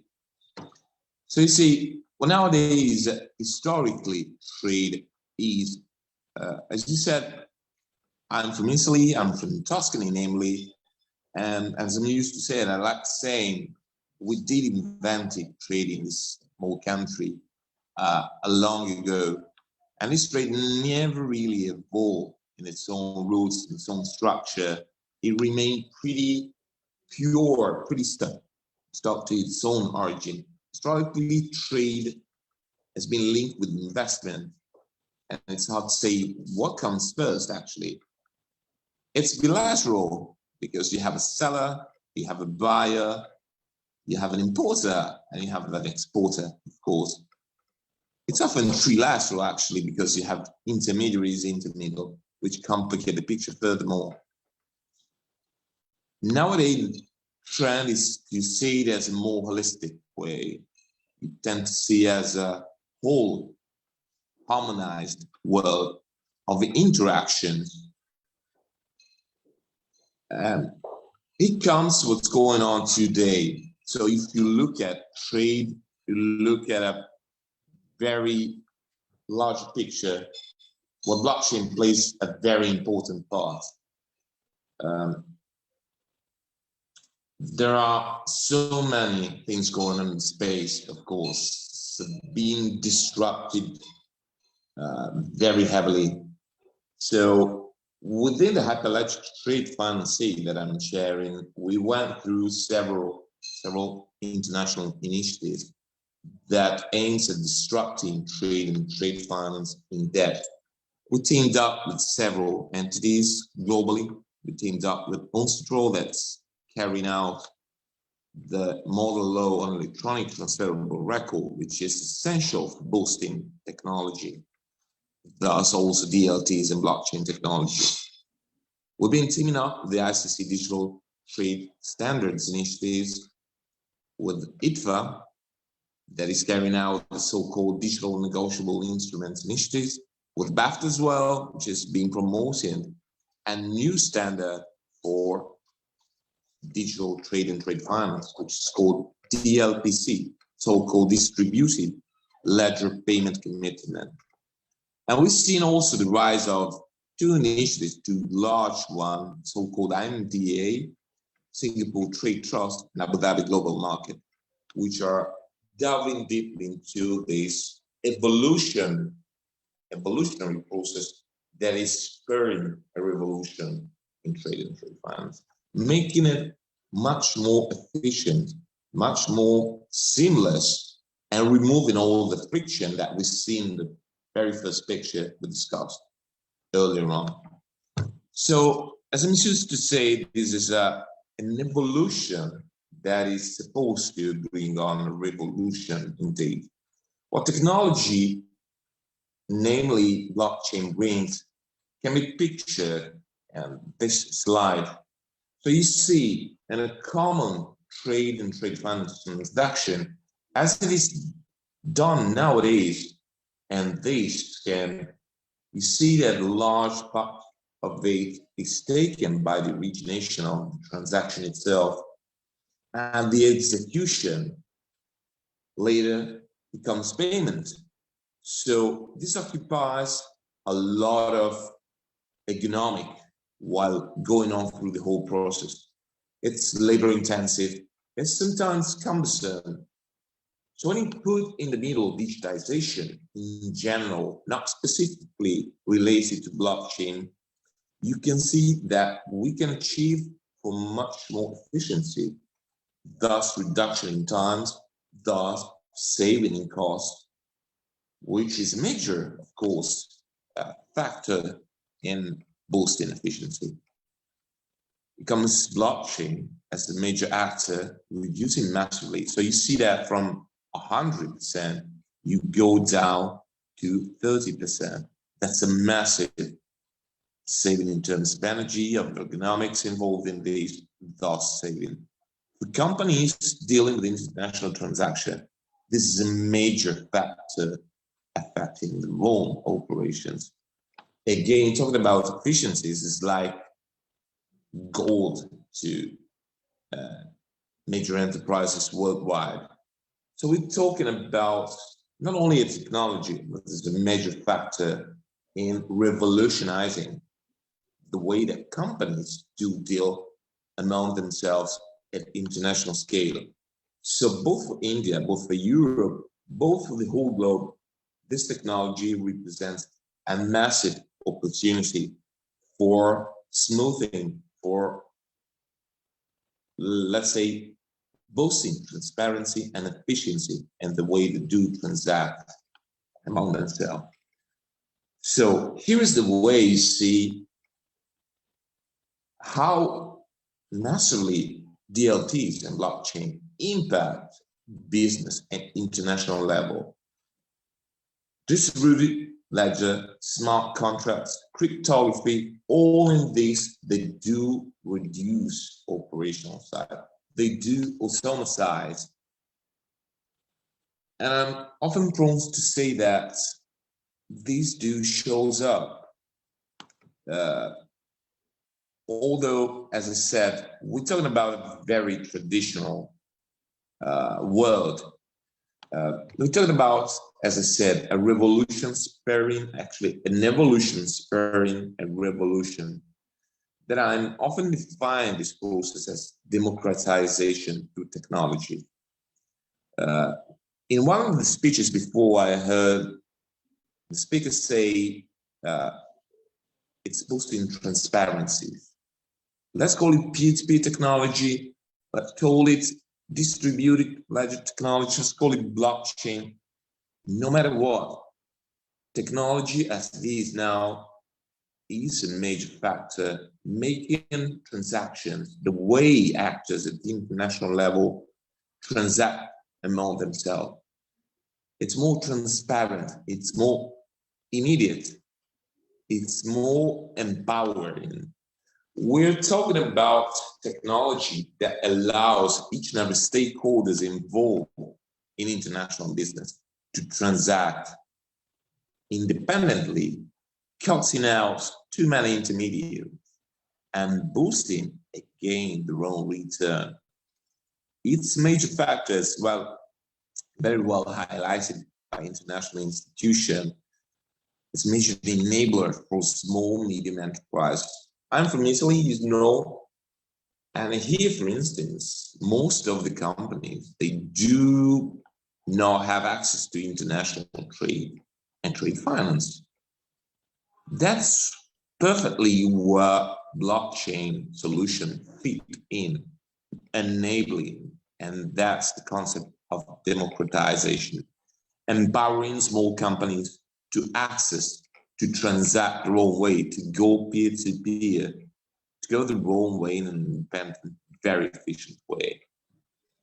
So this is some kind of a really great revolution going on with challenges, of course, to be win, because as I said, the road is not smooth, it's very fragmented.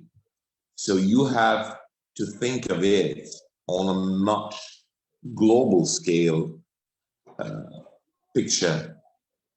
You have challenges, of course, nowadays to win. You have to formulate standards that are globally acknowledged, which is not still the case for exchanges, electronic documents, and records.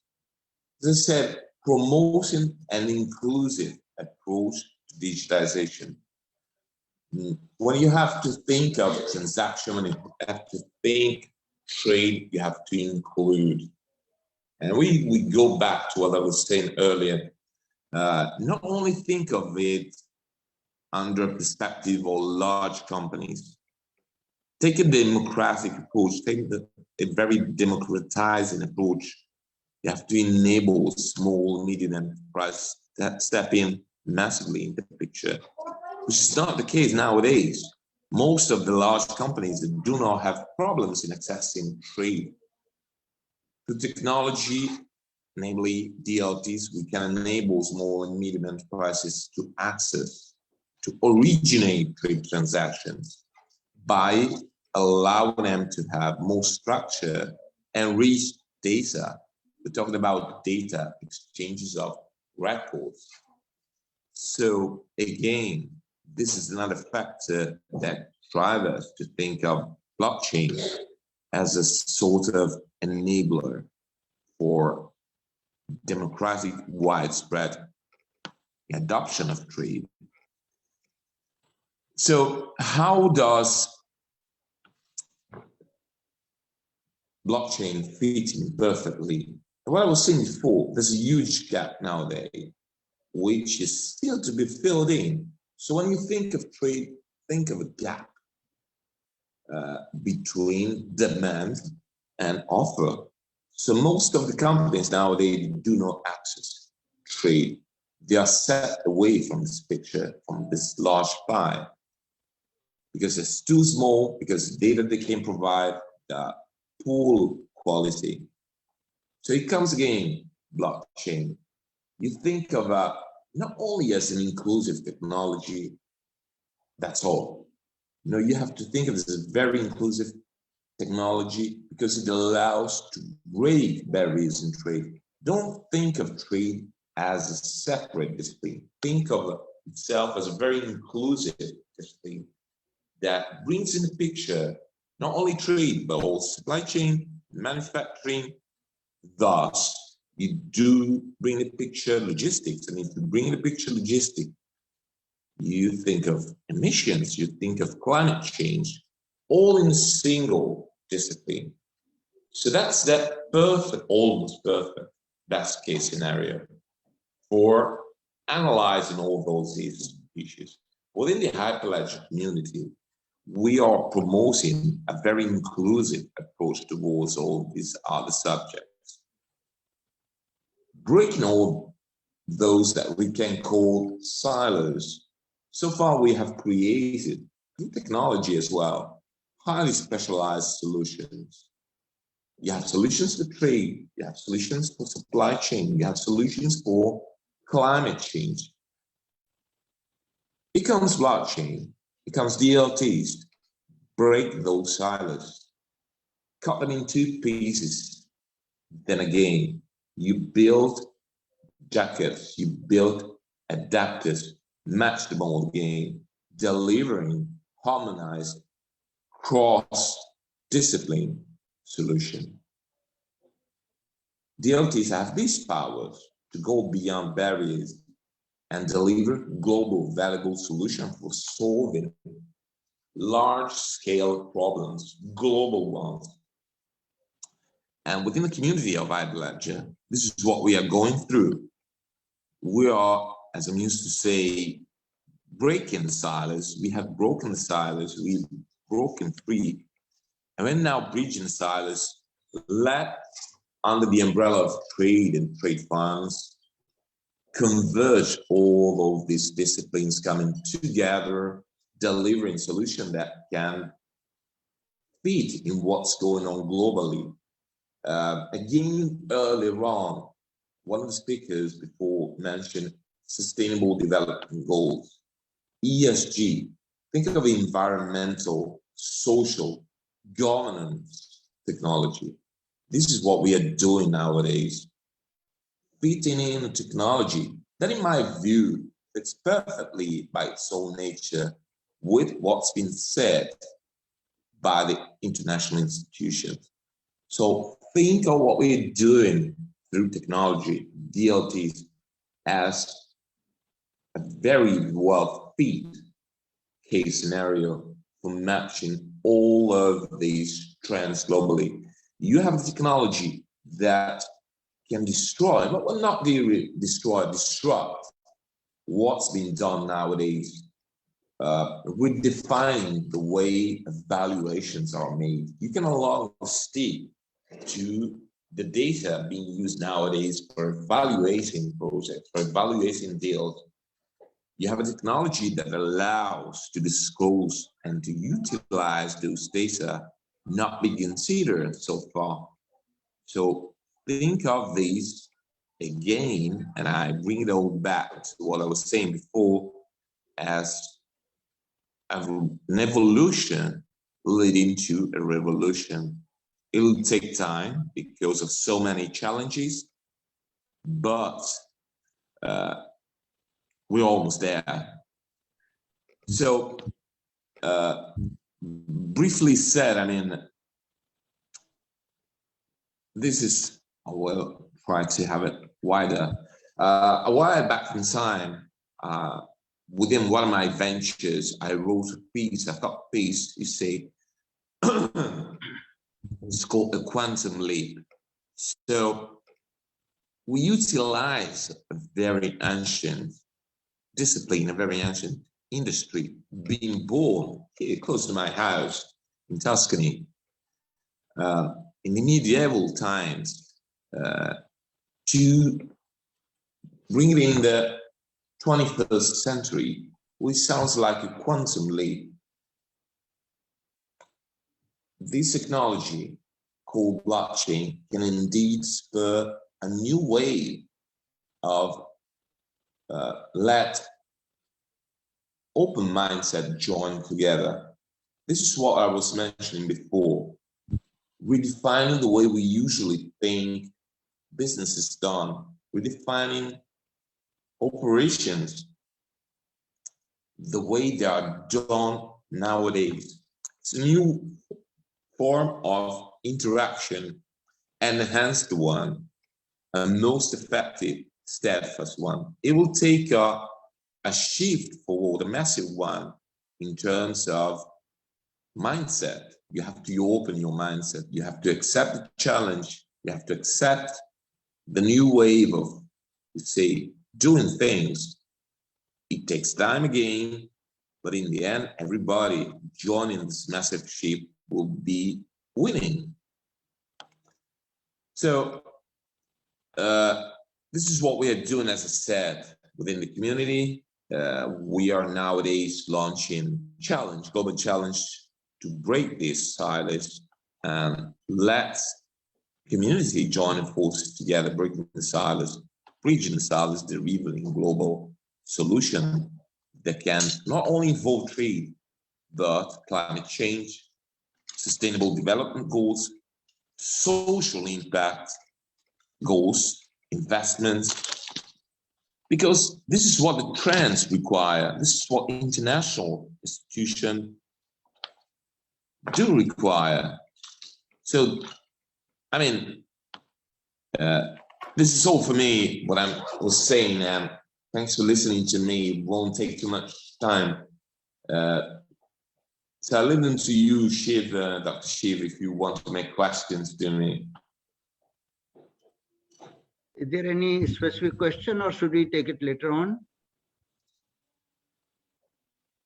If anyone have the question, we can take the 2 questions in the paucity of time. Yeah.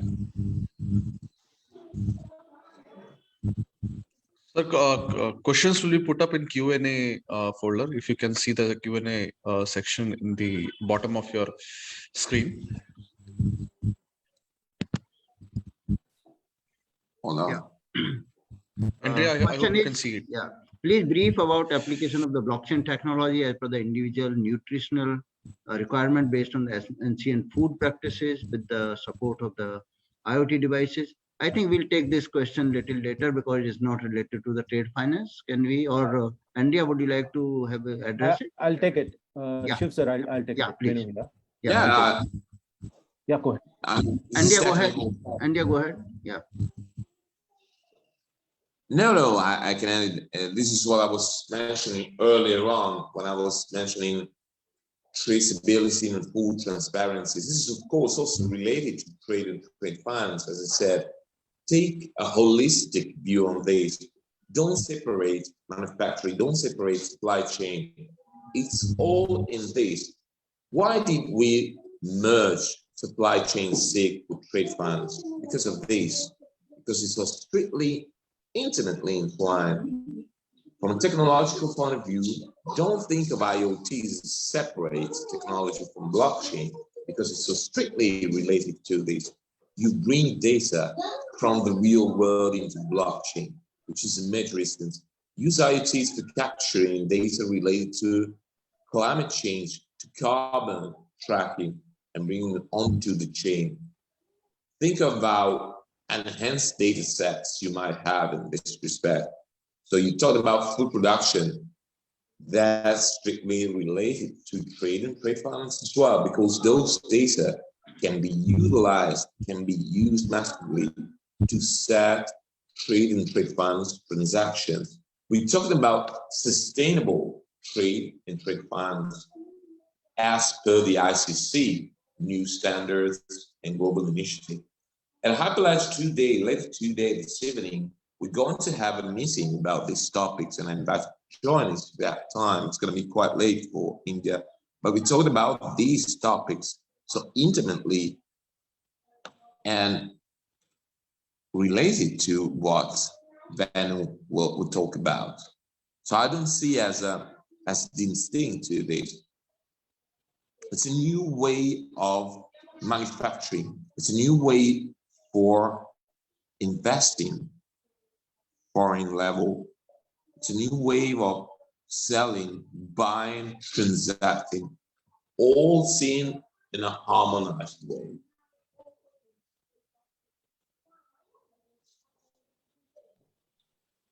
Thank you, Andrea. You have really explained and enumerated in a very simple way the trade finance, so many actors and so much of the complexity, and still you tried to bring it the standards like DLPC in a very simplified manner. Automation through the blockchain, yeah, I'm amazed to see that it cut down the 80% of the time. It's amazing. It's going to bring the efficiency. So blockchain is a nascent technology. but its root are having the mathematical proofs, and that is having the crypto, and they having the the fundamentals are so strong. That's why the trust is coming up, and the security is also there, and all the distributed. And we are moving from CFI to DeFi, which is basically centralized finance to the decentralized finance. And later on, sometime we'll have this topic, and we'll request the Andrea to explain the CFI, DeFi in more detail. And he also very nicely explained the DLT blockchain, the smart contract and the crypto, that combo, how it is going to bring the value, basically.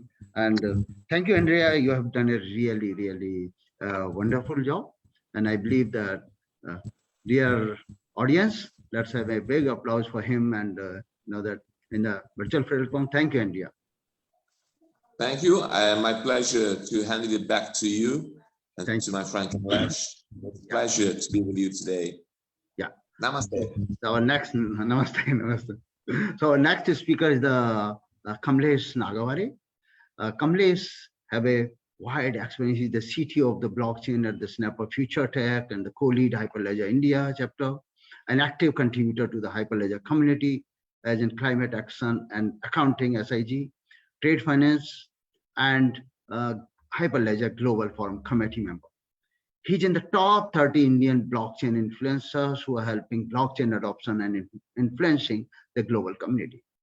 He actively contributes to the blockchain community development by being part of the several Hyperledger working groups, speaks to different conference forums. Also, in one of the Hyperledger mentor is the Hyperledger mentorship program. Also, he has recently started his journal, and he's giving the latest informations. Maybe he can highlight a little bit later on. And he's going to talk on the different technologies which are emerging in the blockchain arena. Kamlesh, welcome. Yeah. Thank you, Dr. Shiv. And I think, first of all, thank you to Blockchain for Productive Forum, Dr. Arvin Kumar for the STPI, and Dr. K.V. Damodaran, and Dr. Sunil from the IDG, Sar Bharti, and many such eminent government leadership here. And I think I will agree with what Dr. Arvin Kumar mentioning about the transaction. All about the blockchain is transaction, and wherever the transaction, not just the financial transaction, it could be any life cycle of any transaction. And blockchain can play a role, and simply 3 words: trust, transparency, and traceability. If you need 3 things in your any kind of business or any processes, whether it's a government processes, whether it's government departments, or maybe supply chain, healthcare, or it could be anything. If you need these 3 things, blockchain can fit there.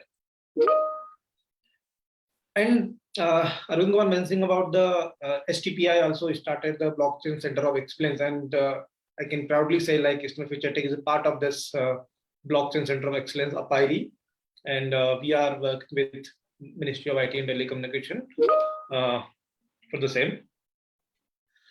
And Dr. Satya Sen talk about the SDGs. So very interesting. So even in the Hyperledger, we have a special climate action accounting group where we are working on the specific SDG development initiatives, and where blockchain can fit a role, whether it's a climate action, carbon accounting, or whatever the SDG 17 goals, blockchain fit there, can fulfill those goals.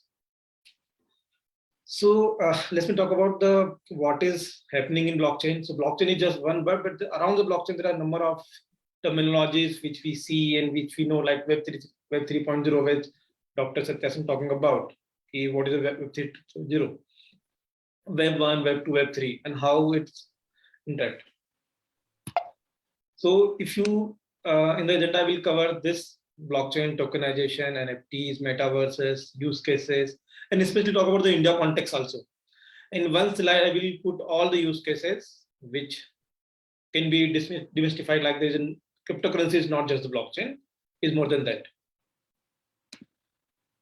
Yeah, and this is one single slide will give you context, like where we are and what is Web 1, Web 2, Web 3. So simply Web 1, I think all the senior people understand what is the Web 1, where you need to log in password, and you can only read the information in the internet. There is no kind of mechanism to write the data. In the then web to come, where there's Google, Facebook, Twitter, and all this social media come in the picture, and now you have ability and capability to read and write both. Now the web 3.0, where we talk about the blockchain and all about this technology, decentralization of the power and everything. And simply here the word is Ethereum, but it could be any blockchain, and this kind of decentralized ecosystem of the blockchain technology, metaverse, or digital payment, DeFi, and all this stuff. So simply in one single slide, you will differentiate what is Web 1, Web 3. And now we will cover the specific topic in some detail. So like blockchain. So blockchain, if you see, simply is a immutable time-stamp series record of data that is distributed and managed by the cluster of computer. So simply is a immutability. Because whatever you are writing in a database, you can't tamper, you can't delete it. So it provides security, it provides immutability, and single source of truth, because now the data is stored across the nodes of the system. So whatever the data, whatever the node you read, you get the exact same information, the single source of truth. Disintermediate, so there is no intermediate required to give some kind of traceability and trust in the system, because data is transparent, trustworthy, and is a tamper-proof, and using the cryptographic algorithm, it provides all those benefits. And if you see the blockchain as an emerging technology, it is not the emerging. If you see the 2020 Gartner half cycle is a kind of trademark and benchmarking of the any technology evolution period. So if you see the blockchain is already going through the slope of enlightenment, and maybe 2 to 5 years, it could be become the mainstream technology. Even it is today, but I remember the word like now cloud is a part of every software system. Similar, blockchain will become the part of the every single system. And if you see this IDC report and you see the blockchain adoption, so already we are in the 21, 22, and already we are kind of inflection point of the blockchain. Now we went ahead from the POC and MVP steps. Now we see lots of blockchain implementation, the production level, across the use cases, not just the cryptocurrency. There are many, from the banking to supply chain, identity management, and many. I will cover also in the India context what we are doing in India. So technology perspective, so like database is a one technology, and there are a number of database softwares like MongoDB, like DB2, like MySQL, Oracle. Similarly, for the implementation perspective, there are a number of blockchain frameworks, kind of blockchain technology we can say, like Ethereum is there, like Quorum, like Coda, like Hyperledger. Hyperledger itself hold more than 5 to 6 different blockchain technologies. So all this is the technology framework implement the similar concept of the blockchain, trust, transparency, security, cryptography, distributed natures, and all things, but different way of their, whether consensus mechanism, different way of programming language, different way of data storage, or all this stuff. But all is a modern popular blockchain technologies, and all the blockchain development is happening around this one. Ethereum is mainly for the public blockchain, and that's why this Polygon and all other DeFi space are using this public blockchain. So whenever you need the public blockchain implementation, some kind of completely decentralized, you could use the public blockchain like Ethereum, Polygon, others. And when you need the blockchain for your enterprise or some kind of security perspective, like for example, if government of India want to implement the blockchain, they will go with the Hyperledger, Quorum, Coda. They're not going to with the public blockchain, because public, you can't store the public information. Government is on some kind of public database. So there are two types, like public blockchain and permission blockchain. According to the use case, you could select. And blockchain is just not new. If you see the blockchain Forbes 50 report, this is even last report, just a few days where they also released the latest report. And you see the company's name, Boeing, BHP, HSBC, DTC, Honeywell, Microsoft, every big name present here. And 60% of the blockchain companies are using the Hyperledger technology and much more. So this is about the blockchain, but around the blockchain, there are a number of things you can do. And one word is tokenization. So maybe in the buzzwords, you know about the CBDC, which recently government of India announced, like they are coming with the CBDC. there is a NFT, non-fungible tokens, NFT arts, kind of creating any asset or any physical asset to some kind of virtual asset, kind of called the tokens.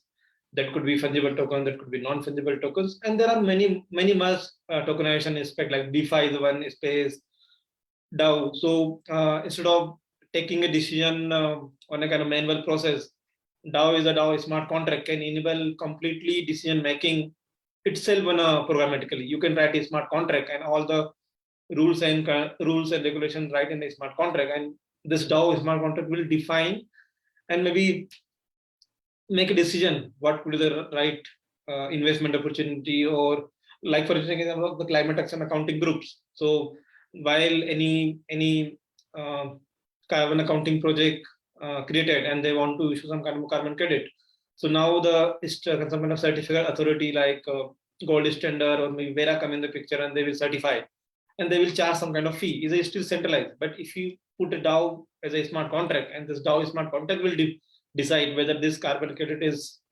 genuine or not. And you could put DAO in any kind of decision-making process, even in a voting. So simply tokenization is simple, is a digital representation of asset. It could be your physical art, your property, your money, your stocks, real estate, certificate. It could be anything. And tokenization will help. Like recently you heard like RBI or come with the tokenization of credit cards, because tokenization bring the digitization of assets and like kind of efficiency of the system management. And token economy generally you can digital asset, NFT, utility, value. Smart contract, you could put some kind of decentralized autonomous organization, DAO programming logics, and write your token economy in a smart contract. And all this digital asset and smart contract will be stored in a blockchain ledger.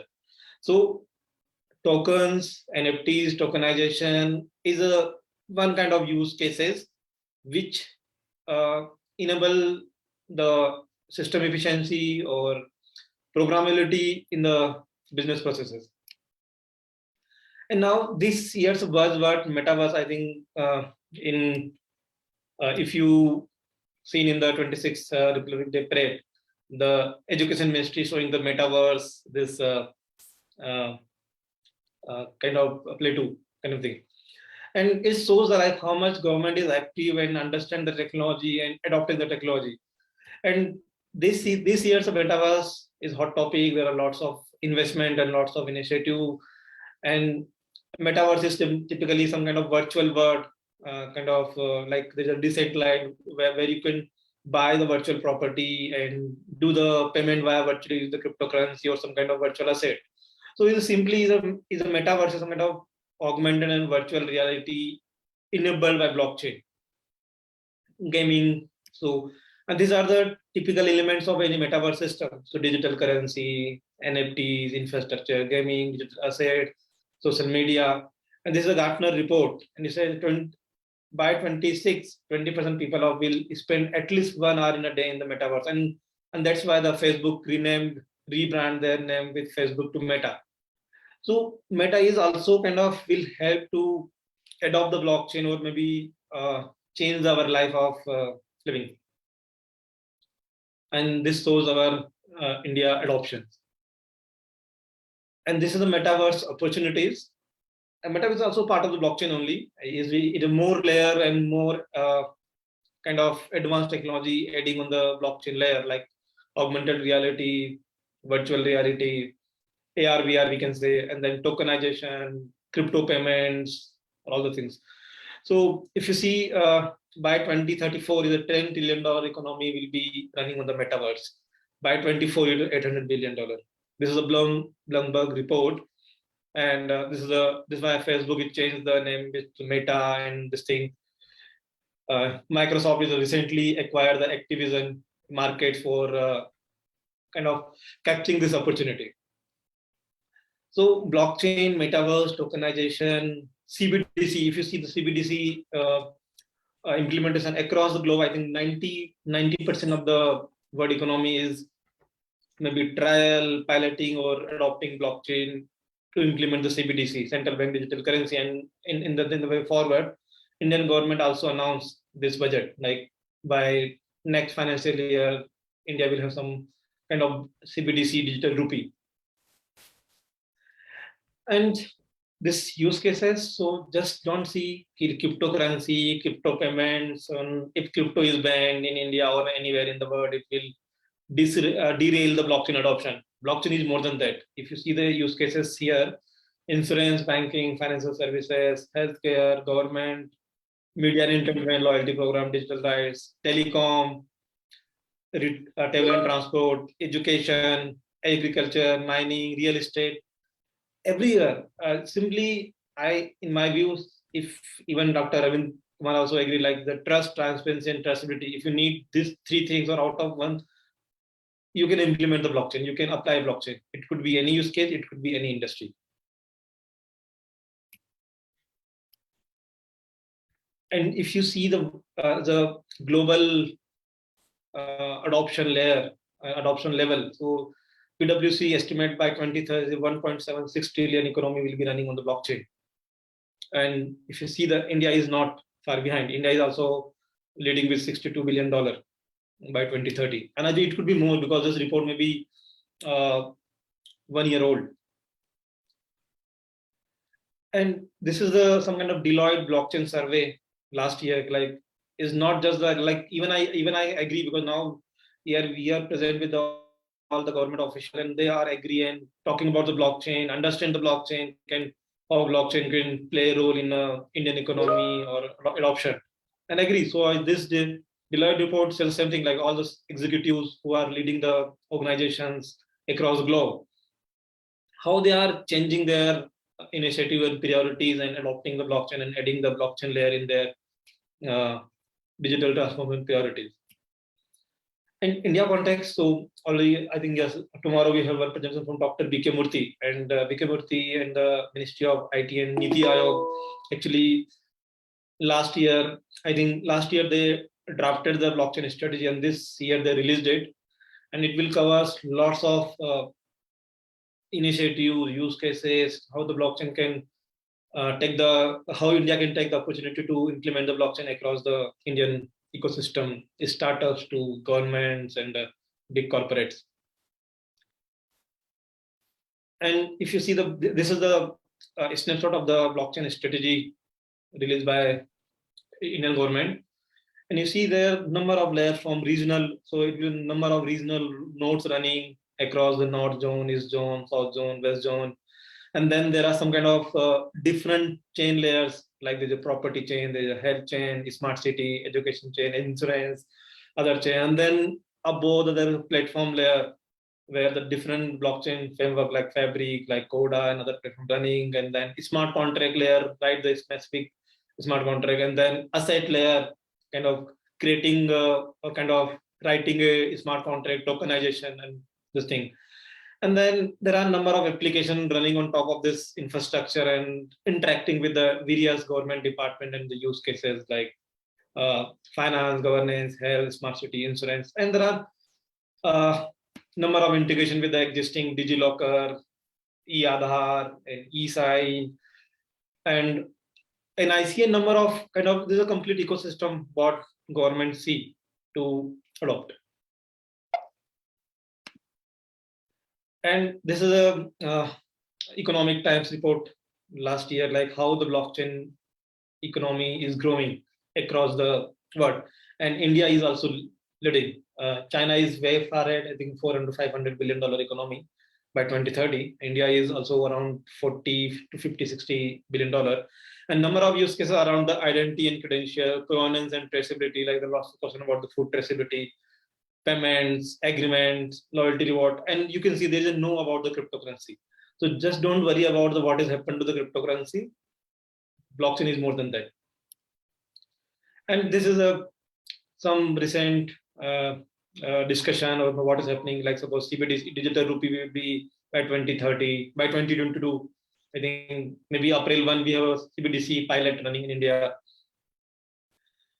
And NPCI, so we already know NPCI is a backbone for the Indian payment system, and they also released Vajra platform, I think, way back. They are implementing UIDI, Aadhaar 2.0. I think this Saurabh Garg, CEO of this Aadhaar 2.0, also exploring the blockchain and quantum computing to enable the Aadhaar with the blockchain enablement.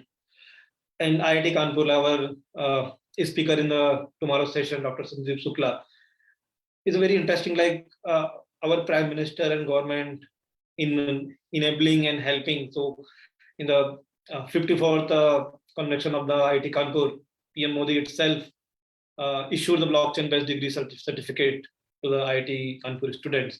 And then 26th January, on the Republic Day, same blockchain system used to issue some kind of certificate to the Bharat Puruskar.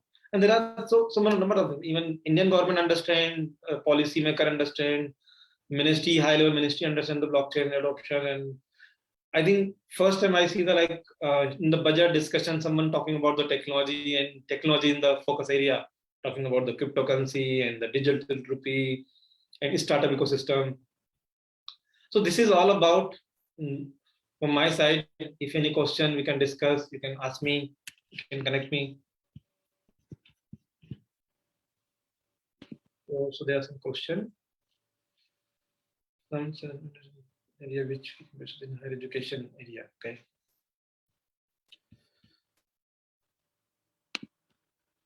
So yeah, that's all from my side.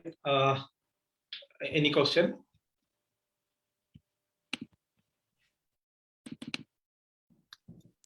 So I think you have to see Q&A.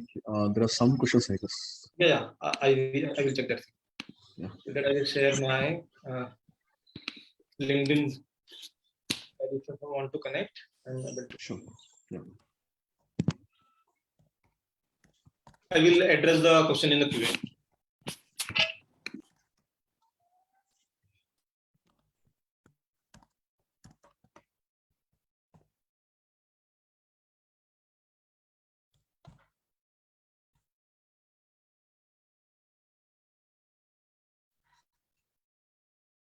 So there's a question like Arnav from like is it .NET technology and want to enter blockchain. So I think there are a number of opportunities you could, and everything is open source in blockchain. You can maybe start with the Ethereum, or maybe you can start with Hyperledger, and you no need to learn new thing. Everything is existing technology, same cryptography, same programming languages. You just need to understand the concept of blockchain and can start.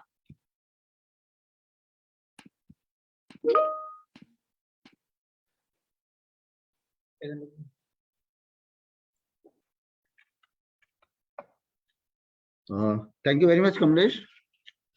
Yeah, thank you. Yeah, it's really great talking on the digital asset, smart contract, blockchain, how the token economy will be performing, the metaverse, which is going to affect the life of each and everyone.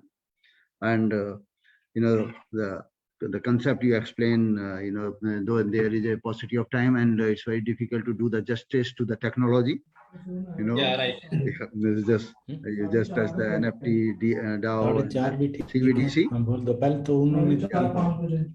So, and it's really interesting, and it's a, you can say it's just a trigger, and it will lead to the more detailed programs, which the trainings we are going to organize in the future.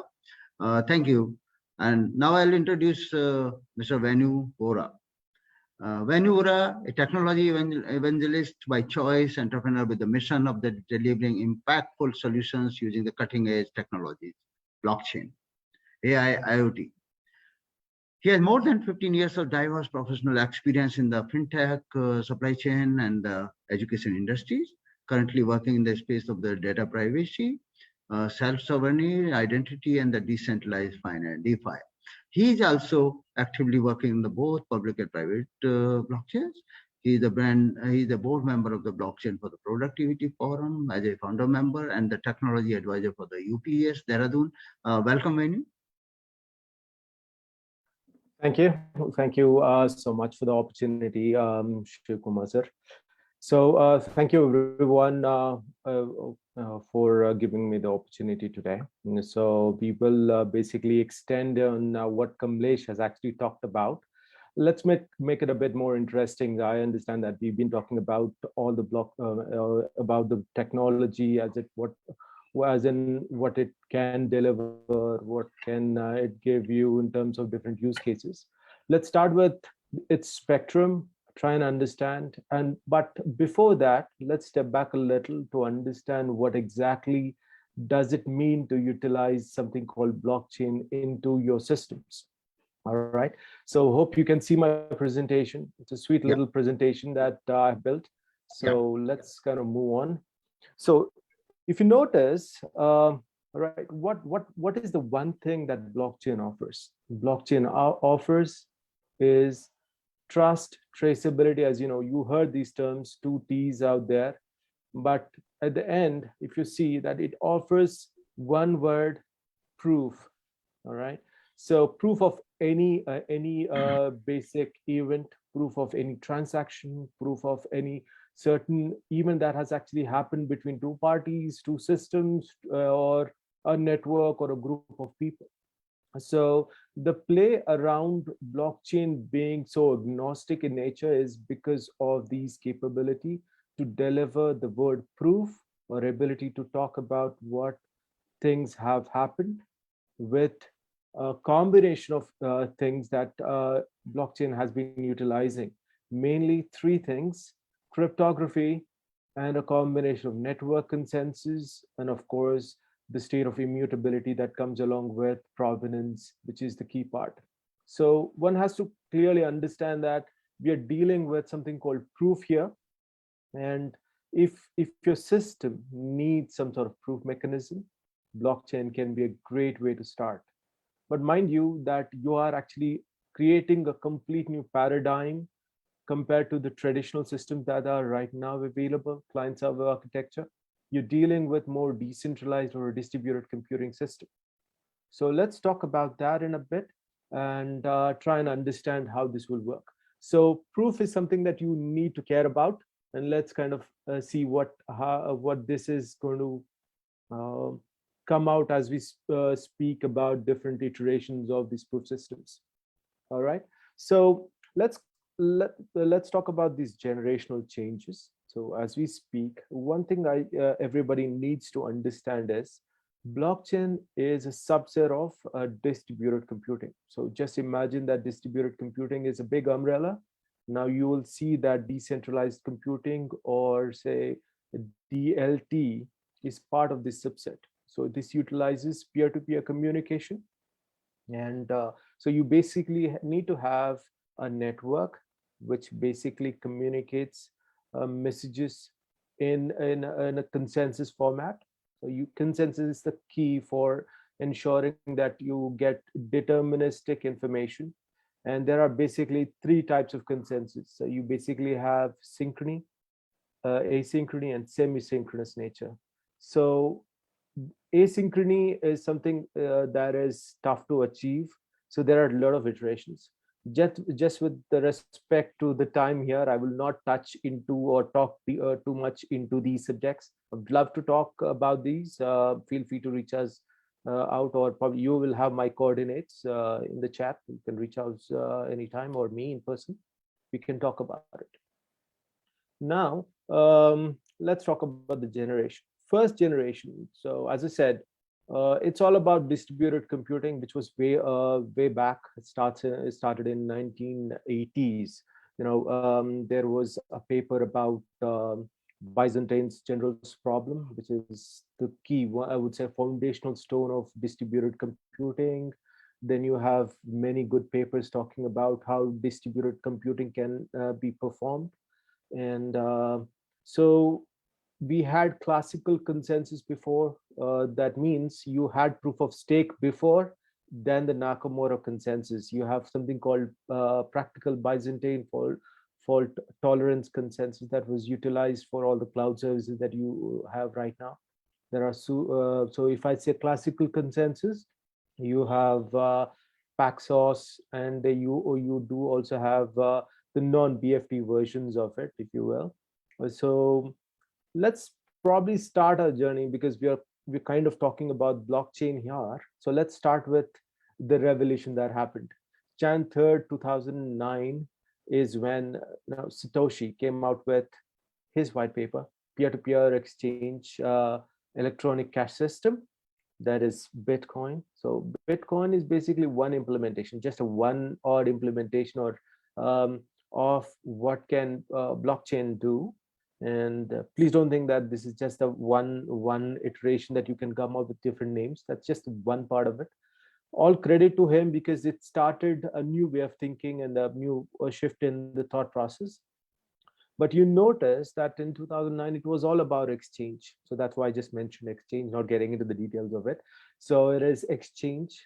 Then you're just able to send and receive transactions, of course, with the infrastructure limitations and so on. And then came the phase of Ethereum, where you had smart contracts, decentralized applications, where you were basically thinking of a decentralized system or a world computer connected with these computers, with the ability to execute certain logic called smart contracts, and of course given way to the dApps. So it was still in silos, where in the 2.0 version of it, you had basically your ICOs, fundraising opportunities, or initial phase of DAOs and etc. That was it. Not really, the scope has really not increased. But if you see right now, you see that Web3 is taken up. Web3 is an extension of the capability of smart contracts along with these applications. And of course, Kamlesh has actually put in his insight on top of Web3. Decentralized finance is something which is, exploding as it is. And of course, metaverse is here. But please note that metaverse is not blockchain. Metaverse can be, I would say, be strengthened with decentralized economies on blockchain. So please look at metaverse as a separate thing altogether. And the reason I put that in Web 3.0 is where we are looking at elements that can be achieved with blockchain in it. And if you notice, all the Web3 that we have been talking about, or all the blockchain that are available, be it from Bitcoin, Cardano, or Ethereum, or privacy blockchains like Zcash or Mina, etc. There are almost 15,000 cryptocurrencies and 3,000 blockchains. So you got to be wary of what you are getting into. So that's why I'm just saying. So you have a lot of blockchains out there, networks out there, but the challenge is most of these are community driven. So if you see that you had Kamlesh representing Hyperledger, of course, Andrea representing Hyperledger. But if you look at Bitcoin or Ethereum, they have their own foundations, their own communities, but not really mainstream. So what is going to happen now is you will see the industry now, although industry has understood that their blockchain is much more or than just cryptocurrencies and worrying about the financial or economic aspect of it.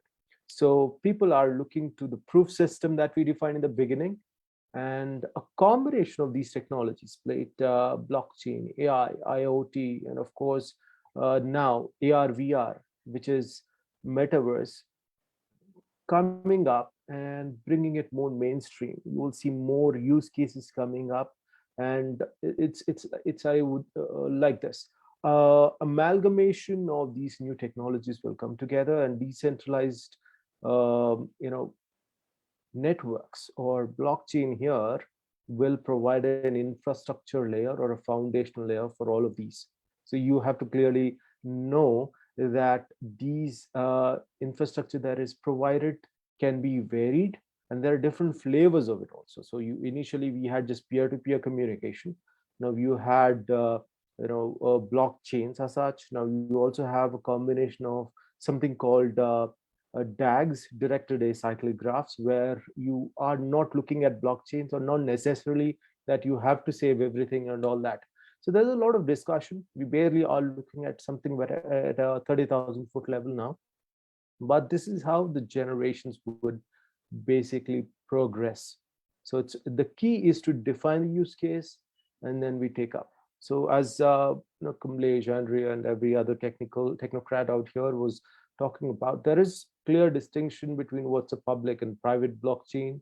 So depending on the use case, we should be able to articulate it. And then of course, guys like me can help you architect it. So by profession, by now you understood that I'm in the protocol design side, where designing these blockchains is something that I do. And of course, security and SSI and so on are the keys. So that's how you basically build use cases on top. So that's about generations. So let's move on now. Okay, 1 second. I don't know. Okay. Now here is the blockchain spectrum. Okay. Now, till now, everybody has seen that it's always been blockchain, cryptocurrency, and etc. So fortunately or unfortunately, I don't know how to use a right word, just for the lack of words, I say that we are still looking at the cryptocurrencies as an element, and I don't see that as a major challenge, because now people are kind of looking at what else can it do. But cryptocurrencies have brought in the financial revolution, I could say, because according to a lot of reports, you will see that the trust in conventional financial systems has slowly going down, because these are centrally organized and the banks are going bankrupt, no money, economies are failing. So that's why people are looking at cryptocurrencies. But let's, for our use case here, or for our case now for the presentation, let's talk about what else can it do. The spectrum is wide. Okay. So everybody is now interested to understand what's CBDC, central bank digital currency. So this is I would say, a digital version of the fiat currency that you have. So fiat currencies basically are your rupees or dollars, whichever it is, but they just are benefit out of the inherent blockchain capabilities that it can deliver. However, mind you, it's not a decentralized stuff. It is basically managed by the government bodies or the monetary bodies. For our case, it'll be RBI, US case, it'll be federal banks and so on. That's the essence. You have a lot of public blockchains. Now, the good thing of public blockchains is they're very, very, very advanced in coming out with it. So I've been working in the zero knowledge proof, which is not even touched the space in India. You have not really gone across zero knowledge, how it is used, and cryptographic proofs are something that are going to come up. And of course, you have a lot of advanced technologies in cross-chain communication that we will talk about. And so all those community work that is happening right now will go mainstream in the future. And the third element that you see is DSL. I just abbreviated it.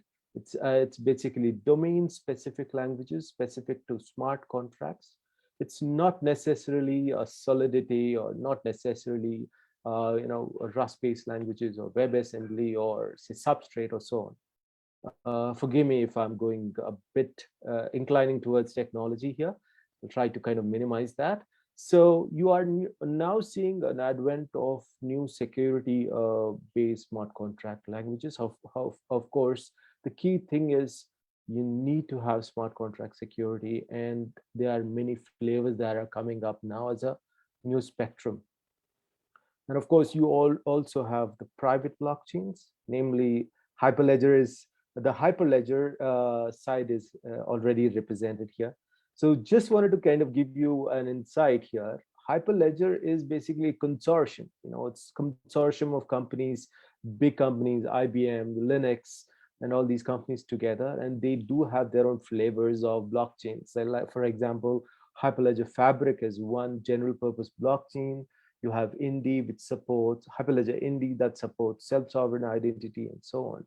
So there are private blockchains. These are basically networks in a controlled environment so that you know who's the identities. You are no longer anonymous, but you are making best use of the network, and then you are creating use cases in terms of trust, transparency, and of course record keeping, and then notaries, etc. So you're basically playing that proof system here like this. And one thing that's important is to understand that all these blockchains are basically currently at the moment are in silos. It's quite inevitable that in order to sustain for the future, in order to kind of remain relevant, they have to communicate or have a situation to interoperate between. So that's where you basically have to look at cross-chain communication. The CCC is all about that. And this cross-chain communication is achieved by different variants like atomic swaps, HTLCs, and of course, you have a lot of bridges. So that's going to be the case in this year or couple of years. You'll see a lot of things happening. Please feel free to reach out to me. We can talk about them in detail as well. But it's going to be interoperable. It's not going to be a case where everything will work in silos. So you will see a lot of things happening in these areas with bridges and swaps and also I would say connectors and so on. You will see that happening. So let's move on. So this slide is now that we understood the spectrum, bigger spectrum of blockchain, we've been talking about the use cases all along here. We've seen security, banking, and supply chain have been the early adopters, but you now will see a lot of use cases coming in healthcare. And of course, I've personally been involved in a lot of use cases in security, banking, education, and of course, supply chain. So of course, we have a lot of experience from Kamlesh and Andrea in also sharing their thoughts. All these are something that can be built because remember, it's agnostic. Proof is something you're playing with. So these are something use cases. Now let's move. What's the future? So as I was talking to you, the blockchain future is purely going to be on these four elements: scalability, because blockchain at the beginning, at least till 2018, has been plagued with the issue of scalability because the transactions were slower. Not to the case of Visa, Master, and so on. The interaction was slower. Scalability is something that people will come up with. There are a lot of research that's happening. In fact, we also got, I mean, in fact, I am involved in a lot of scalability use cases. L2, as Kamlesh mentioned, Polygon is one use case, but there is a different iteration, and there is a lot of state channels. You have side chains. You also have other bridge capability in terms of scalability, and of course the inherent architecture of how data is communicated on TCP/IP and so on. It will now move to RENA, recursive interconnected architecture, and so on. That scalability, interoperability is where I touch base with you already. Decentralization is here in this case subjective. If it's relating to some governments or some sub bodies who like to control, probably there's the decentralization might not be case, but there will be different flavors where you need it. Especially the decentralization will be key for DAOs. That's decentralized autonomous organizations, and there are a lot of tool sets that are available. And of course, identity. So decentralized identity and of course, decentralization as a term, the motto behind is have the control of your data or information for yourself, not giving it to somebody else here in this case. So this is the way to move forward for blockchain. And this is the case you will see coming a few years. We barely touched the information here. So we will talk about all of these in detail. So what we plan to do is from the forum. So we will conduct series of webinars talking about these aspects in detail. And we can, of course, partner whoever is interested in kind of building use cases. Please feel free to reach us, and then we can improve on that. And you can expect us coming with a series of webinars talking about these elements from our experts, and of course our partners, and of course us representing the forum. So let's move to the final session. final slide here. So it's a landscape that is evolving. There are loads of opportunities. You just barely are seeing that it's getting some attention, and countries like India can be a great place for helping this technology grow in itself. So there are great opportunities coming up. So, and we'll kind of ensure that the information is proliferated as we go along. Thank you. I think that brings my end of the session. So feel free to ask any questions you have, and we'll ask the question later, please. I think time is clicking out menu. So I request now Professor Akhil Damodaran. Dr. Akhil is an experienced executive with 12 years of experience in the telecom, IT, aviation, and education industry. He's working as a cluster lead, emergent cluster in the School of Business, UPS, in the Dehradun. He's advisory board member of the Parisutex LLP, and he is an artificial intelligence company, one of the tech solutions, and blockchain for the productivity forum. He's one of the active member. He's also regional mentor for the Change Atal Tinkering Lab Niti Aayog. He has published his research in the Rapid Journal from the Scopus to ABDC. He's a postgraduate in technology management from IIT Delhi, competition law from the National Law University Delhi, and he will be primarily talking on the smart contract and how the PPP model is evolving, and he is working on this different model.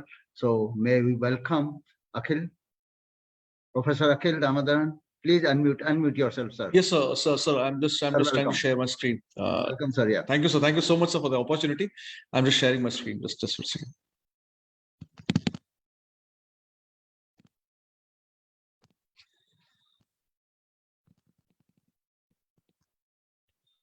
I hope the screen is visible to all of us. Yes, please. Yeah, fine. I'm just making it.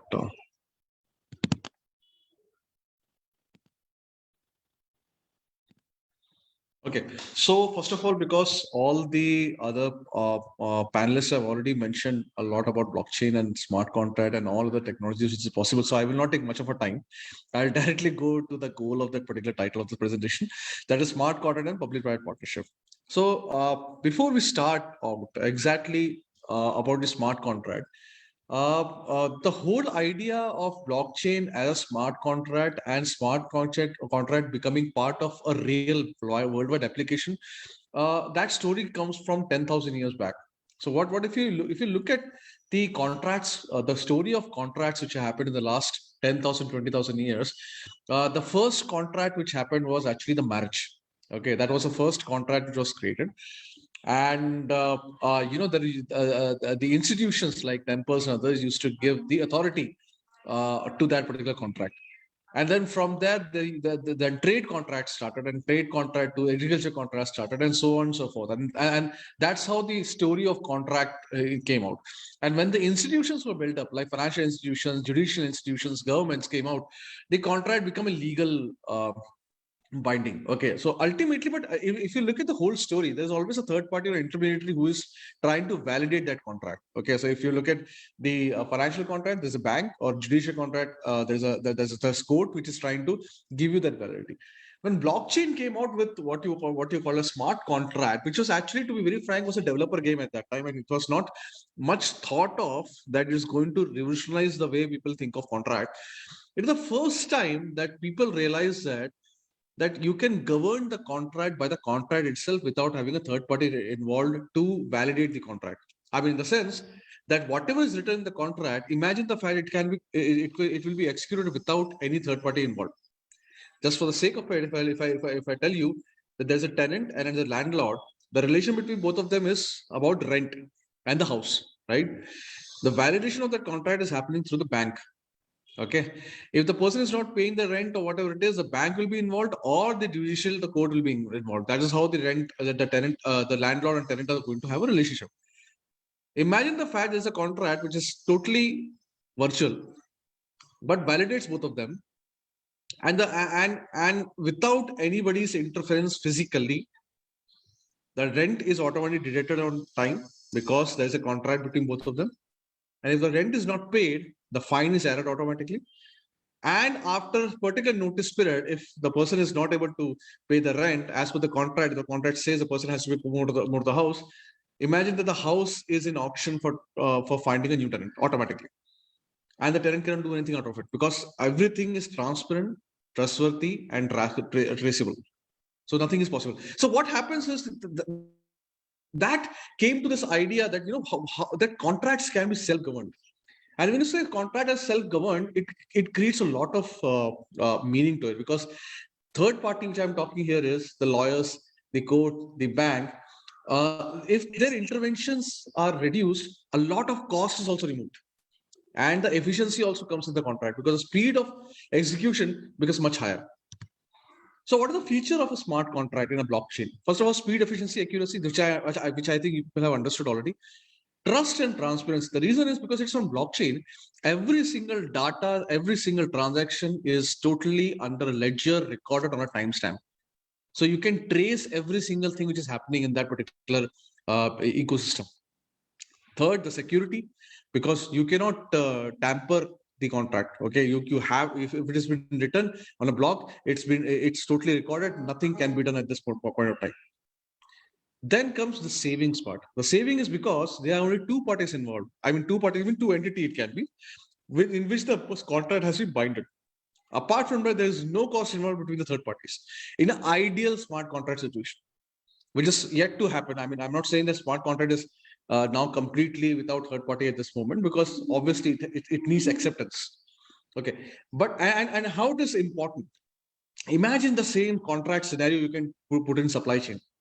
Your vendor contracts, your supplier contracts, your logistics contracts, your distributors, everything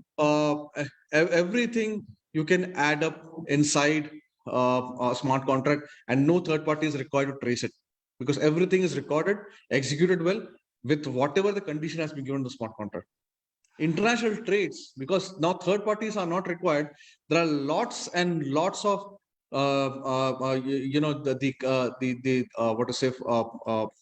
money, extra money, or the commissions is reduced, because everything is on smart contract, and because it's from a smart contract, it verifies the person who is trying to have the transaction. So that way, you may not require a third party to come in. Real estate smart contract really works on the ownership of rights of a person. That you can create the ownership right of a person on which you can really track on, saying that exactly what kind of smart who is the owner of that particular real estate, and how much period the lease on lease this contract has been given. So coming forward to it, what is public-private partnership? Typically, public-private partnership is an arrangement with two or more public and private sector for a long-term nature. Okay, so it involves a private what is a private entity. They try to have they involve private capital financing to the government projects, or there is a service upfront and then drawing profit from the taxpayer. I mean, not taxpayer, I would say the common people. Generally, it's the project undertaken on a public utility. So you have airports, you have railways, you have roads, you have highways. All these things will come under public-private partnership. Now, the point is, if you look at the public-private partnership scenario, because now we have given a story of contract, there are a lot of issues which comes in picture. First, if the private entity is a very large private operator, okay, there's a chance of a monopoly into it. Okay, that's one thing. Second, there's always a lack of information among stakeholders. Because in a PPP, what happens is there are a lot of stakeholders who are in between. There are a lot of stakeholders, and those stakeholders are having a lot of subcontracts between them. So as a government or the regulator, you may not have all the information what is happening inside that particular PPP ecosystem. I mean, how the project is actually getting executed. Okay. Third, very important, there's no involvement of customers. And generally, if you see all the large projects, the customer's involvement within the contract is minimal. The customer doesn't have much of a say in terms of whether the project is happening good, bad, or whatever it is. Fourth, the transaction records. Obviously, audits are happening. There are transparency in terms of audits, but still, what happens is you don't have a traceability of the whole record because there are multiple entities involved here. And the only way you can do it, you ask them. Okay, either by their bank statement or their corporate accounting, audit reports, etc., etc. I mean, whatever the private authority says, you have to audit on them. Okay, so there's a complicated structure in the PPP. That's the reason PPP, in spite of the fact it's one of the best possible mode of development in terms of infrastructure, big infrastructure, but it had its own complications. Okay, so that's how the complicated structure is, and that's why long-term PPPs generally has a lot of challenges which they face with time to come. Now, where we are coming in. Now, the point is, we feel that the smart contract is really an answer to what the PPP issues are. Because if you look at the story of smart contract, which we have discussed right now, it resembles very well what challenges we are happening in PPP. It's the trust between relationship between the entities who are involved in PPP, and the way we can make it as transparent as possible. I mean, because that too many entities are involved, the trust and transparency becomes a challenge in a PPP scenario. And that's how the government comes in, or the regulator comes in with a lot of regulations, which sometimes works very well, no doubt, but has a lot of efficiency. But sometimes it has its own challenges, which keep on coming up in the long-term nature. So if you look at the major concept where smart contract we are developing, I mean, as this is a project called Smart P-Chain, what we are looking at is, in terms of bidding, smart contract has the ability to give a condition that whoever meets the condition of bidding, I mean, either the largest revenue share or the largest bidder or the amount which the person has quoted, will win the particular bid, and that can be automatically generated in a smart contract. So it finds the right bidder, okay, without any biasness. Secondly, it has a decentralized, complete record of transaction among stakeholders. Every stakeholders will know exactly how the process has been done. There is no hide and seek, because everyone is a part of a loop of a blockchain. Okay. Third very important point is the quality conditions. You can put out the quality conditions in it. Like, for example, what is the phase or timeline of the project one or phase one should be executed? Okay, and if it is executed, then only the payment of second mode can be released, and that can be put up in a smart contract. Calculation of the price. I mean, if you look at the simplest way of PPP, that is a toll road, what happens is, after the construction of toll road, the toll charges the customer has to pay, but customer don't have a clue exactly how it is calculated. Imagine the fact, if we create a complete smart contract, which we have almost developed already, in which the whole cost which is involved is being captured, recorded, and accordingly, with a certain rate of return which the government has already agreed on, it calculates the price per customer which should be charged by the operator. And as soon as he is able to get that rate of return, means his objective is over, the price, he cannot charge any more price after that, because his objective is over. Somebody is kindly mute, sir. Sir, kindly mute. Mr. Ajay. Yeah, I am muted. Thank you. Sorry. So imagine the charges are automatically calculated, and then the customers are paying the charges through a wallet, like what we have in Paytm or a Google Pay or whatever it is. The tax calculation is transparent. The money which goes transparent. And once the money is absolutely collected by the operator, amount which is required as per the cost calculation, the toll is open for all. Imagine, the point is, right now all these things are happening with exchange of information between people, with audit and everything, which has its own efficiency issues. So smart contract is where it can really come out, and it can make sure it reduces a lot of efficiency issues, which generally happens at this, because it is completely in different entities. If we are able to bring blockchain into picture, what happens? The whole record becomes transparent. Okay. Apart from that, access to information by the regulator. That is a major part of smart contract which comes into picture. Regulator will have access to each and every information anytime it is possible if the blockchain is executed in the PPP perspective. So if you look at the summation of all those things, it really improves the efficiency of PPP to a certain level. And it also makes the regulator's job slightly much more easy in terms of, to execute, to monitor or to regulate the PPP scenario, exactly how it is working, how it is not working. So what we have completed a smart PCM prototype. So I'm just showing you the, we have created a small ad for it. So I'm just showing that ad to you. Just wait a second.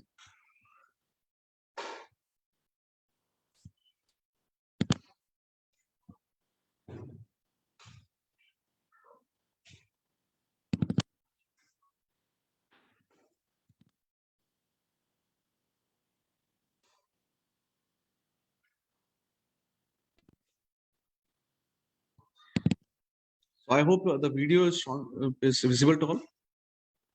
Shiva sir, it's visible, right? Not getting the screen, but not the voice. Now getting.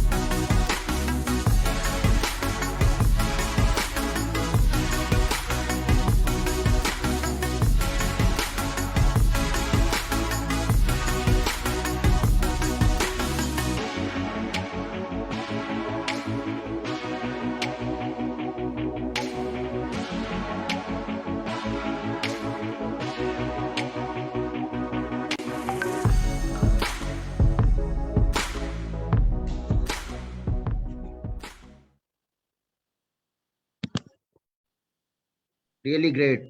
So, Wonderful. Yeah, that's a small thing I just showed. So it's a collaboration between Blockchain for Productivity and us. So I mean, the project is under execution, and we have already completed the first phase. So we are moving forward. But the point is, the concept has a validity. That's the reason I'm trying to convey again and again.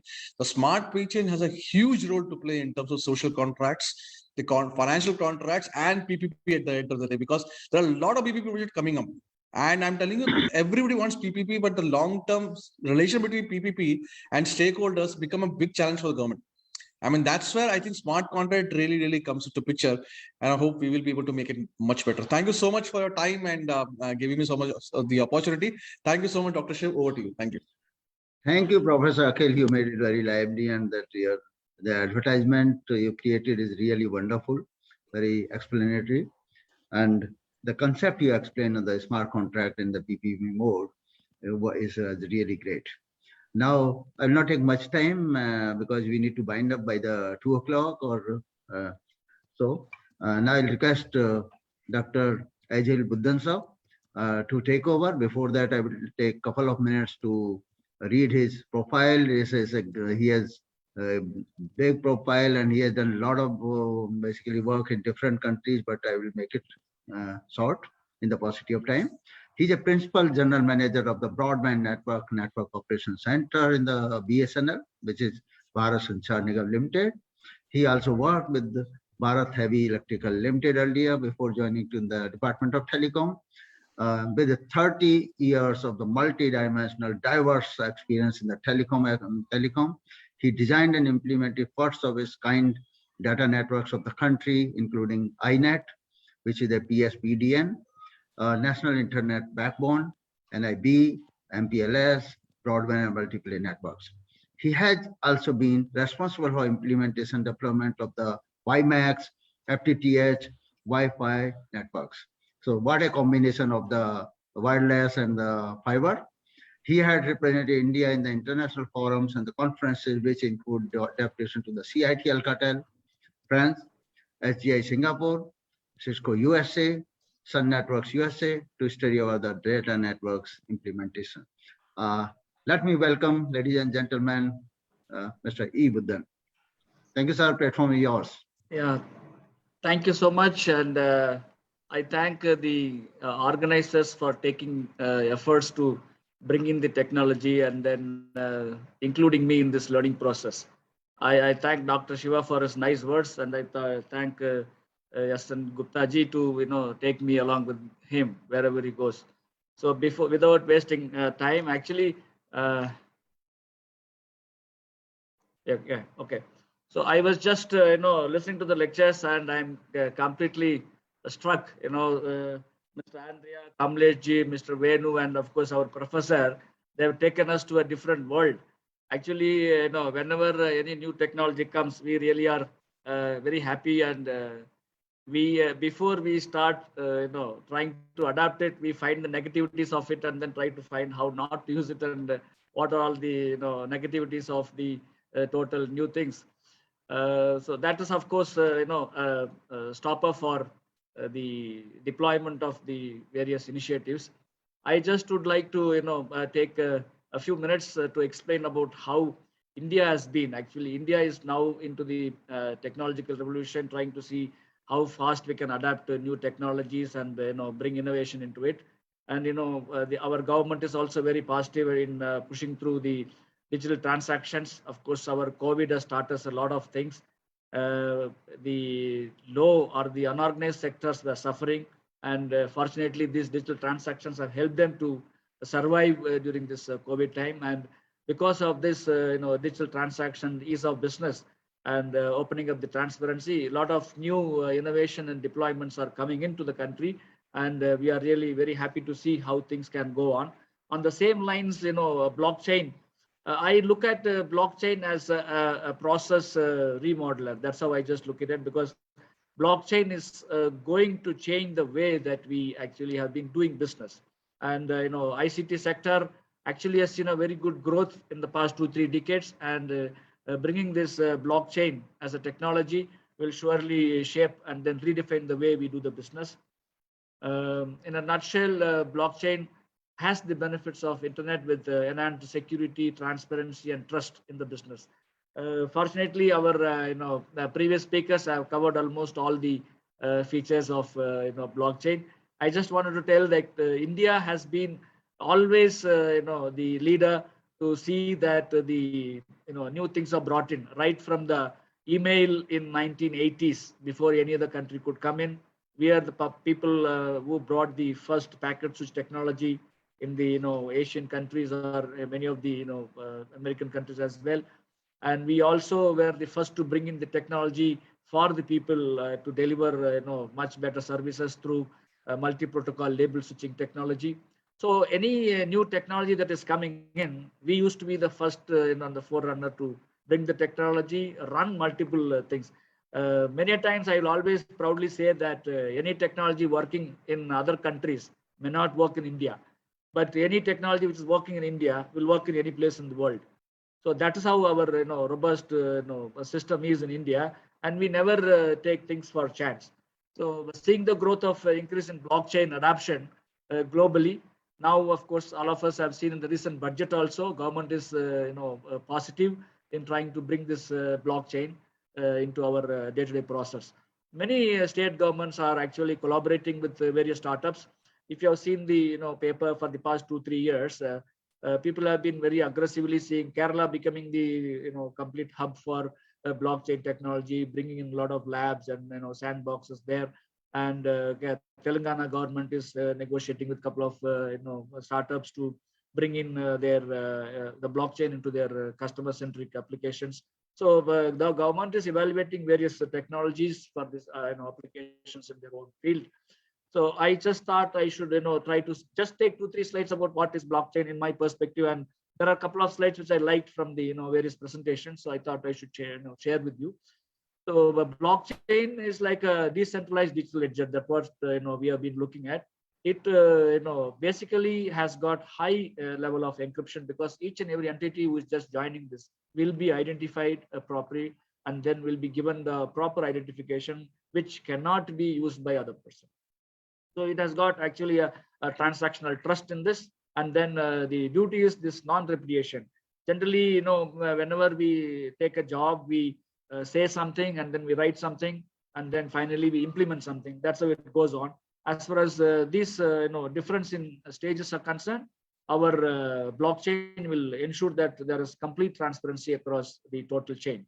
Maybe in the few slides later, I'll just try to take up 1 or 2 examples of the customers and how we can help them out. And because of the multi-nodal setup in itself, it has got the low latency between peer-to-peer. So I was just seeing some question coming up. Do we have bandwidth for running this technology? I am to tell them, yes, we have got, and we are much more ahead in terms of bandwidth availability. Fortunately, if you're this younger generation generally don't feel the journey that they have traveled. We were the people who traveled from 9.6 kbps to now 100 mbps and 300 mbps now. So yes, we have got now good amount of bandwidth. We fortunately are not only buying the bandwidth from the international arena, but we are trying to see that the peering and caching is done with all the content providers. Whoever is the big guys, like we are actually signing the agreements with them to see that the bandwidth is directly passed to the customer. So again, the next one is the private and public options. We all are together as a country. If you are to move, we cannot just leave anybody behind. Like, we always look at the digital divide for rural and urban like that. We have to see that the private and public, options which are available. Many times I would say that, maybe since I'm in the government, I don't know, but this is how it is. All the private players are also taking equal responsibility in driving this technology. Say for this blockchain, our blockchain for productive forum is just taking an initiative, and then all of you join together, just bring up something for the citizenship. So private and public partnership is playing a bigger role. And fortunately, our professor has just given the complete view about the smart contracts that are coming in.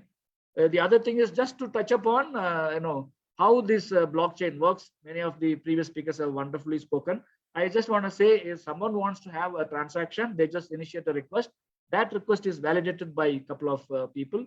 Only then it is verified and introduced into a block. So it necessarily means that all of us take a conscious call as to whether we should include a transaction into our chain or not, which necessarily means that even if anybody is left behind, they always have the option to come and then say that, sir, as a customer, I have been left out. And then fortunately, other customer who's just getting that benefit will always just give the message, and then they will just join, and accordingly the transaction will be completed. So this is the initial thing that I wanted to just take upon. I was just going through a couple of papers which was talking about what is the promise that blockchain has been giving to the telecom sector. It may be in identification area, or it may be in the settlements area, it may be in the transactions area, or it may be in the data tracking and registry area, in data transfer area, and in the token extraction. I think Kamlesh spoke about the tokenization. So in almost all the areas, they have been identifying that this blockchain will be useful in multiple sub areas, and then it will be helpful in delivering the services.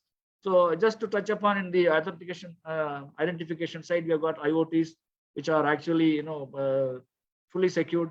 Then we have got onboarding of customers, onboarding of vendors, onboarding of devices. So all this can be done in the blockchain in a much better way. That's what is. In this slide, we can talk a lot of things. Because anyway, we will be sharing this slide. You must also have seen these papers. Just for the paucity of time, actually, I just want to take you through this do not call registry, which is in the data tracking and registry area, where we have implemented the blockchain. As per the instructions of our TROI, we have actually said that if customers are not, see now, many of us are really bugged up with this SMS that is coming on our boxes. Not only SMS, now the internet users, they feel that some pages pop up, and then they give some pages and all that stuff, which is actually a disturbance during the transaction. So we have actually opened up this do not disturb or do not call registry, wherein you can put your details, and then accordingly, whenever anybody is just trying to put a message, they will pass through that registry, and then they will see whether this man is there or not. If it's not there, then only just push the SMS to them. So this blockchain completely takes care of the control, and then ensures that that particular customer who is enrolling himself into the DNB or DNC is not disturbed at all. There are other couple of things which many of us will be using it. When you try to see how the implementation or the deployment of blockchain across the globe is there, we of course passed that early stages of it. Now we are into the exploration phase. As we have all seen, we are trying to see how we make use of this blockchain within our area. When I was just going through this blockchain definition, I got sort of recalled the some one or two concepts which I read when I was doing this COBOL and data processing in my college, 1983. This is like linked list and orderly linked list. So a blockchain is something similar to that. What I'm trying to say is many of the students are there in our audience today. They should feel that any concept which you are reading will take a proper shape in 1 or 2 decades. So you please try to pay some attention, because those linked lists which has got the previous block details, then the present block details, who will be the next block, all that is a part of a block today.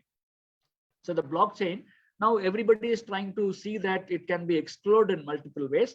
And as we have seen in 2023, I think around 20 to 30% will always be into blockchain. That's what I feel. And whenever you're trying to see that how to take care of these blockchains, we have to categorize them as per whatever we have discussed earlier, in terms of identification, in terms of settlements, in terms of transactions, in terms of data access, in terms of query and all that, and in terms of the tokenization. So this is how we can just categorize them. And there are various examples of use cases which I have taken up. I will just directly go into the telecom without wasting much time. Troy has taken a paper, and then it has very clearly defined that the adoption of the DLT should be done to ensure the regulatory compliance. And of course, slowly we are all getting into that. And they've also said that all the TSP and access providers should establish a framework which is legally backed by regulation. And we should try to enable the compliance through whatever mechanisms which is possible. And we have to see that the controls are enhanced and it is open to everybody for new options at all. So this is an interesting thing which of course Kamlesh also referred. Fortunately, MeitY has come up with a good framework for the country. So now we have got networks. From the network, they are talking about the shared layer, then platform layer. So they have already defined what all the possibilities of conceiving a blockchain and getting it integrated at various levels. So we are all fully geared. And then whenever any new application comes, how to bring them into the blockchain deployment flow, and then how to see that we make it open to the participants. So I'll just of course here I just want to say that we have got some how to classify them. When you are trying to see, we just have to see that long-term strategies and short-term strategies are taken up, and then the time factor, the internal external factors are also to be considered when we are trying to deploy the blockchain. As a just a minute. Yeah, as a telecom service provider, we actually have to look at the complete chain. One is the end customer, then we have got the node operator, then we have got the infrastructure provider, then we have got the solution provider. So each and everybody has got a role fixed, and beautifully those smart contracts are defined well, and then this is how the chain has to go. I was just giving an open thought to how these blockchains can be introduced. When you actually are trying to onboard the customers, there are multiple methodologies today we follow, even the normal paper applications being filled and then given. That actually can be completely overcome when we are doing this blockchain implementation. Whenever any customer is coming to the customer service center, he need not come to the customer service center. From wherever he is, he just blocks it, and then he sends a request to us, and then automatically after evaluating the request, then we can verify and then introduce him into the blockchain. Then the moment his application is accepted, it actually pops up into the person who is supposed to go and visit the customer. So then once when that pops up on the screen of the technician or a lineman who's supposed to go, he immediately goes to the location, takes along with whatever is the requirement as per the requirement of the customer specified.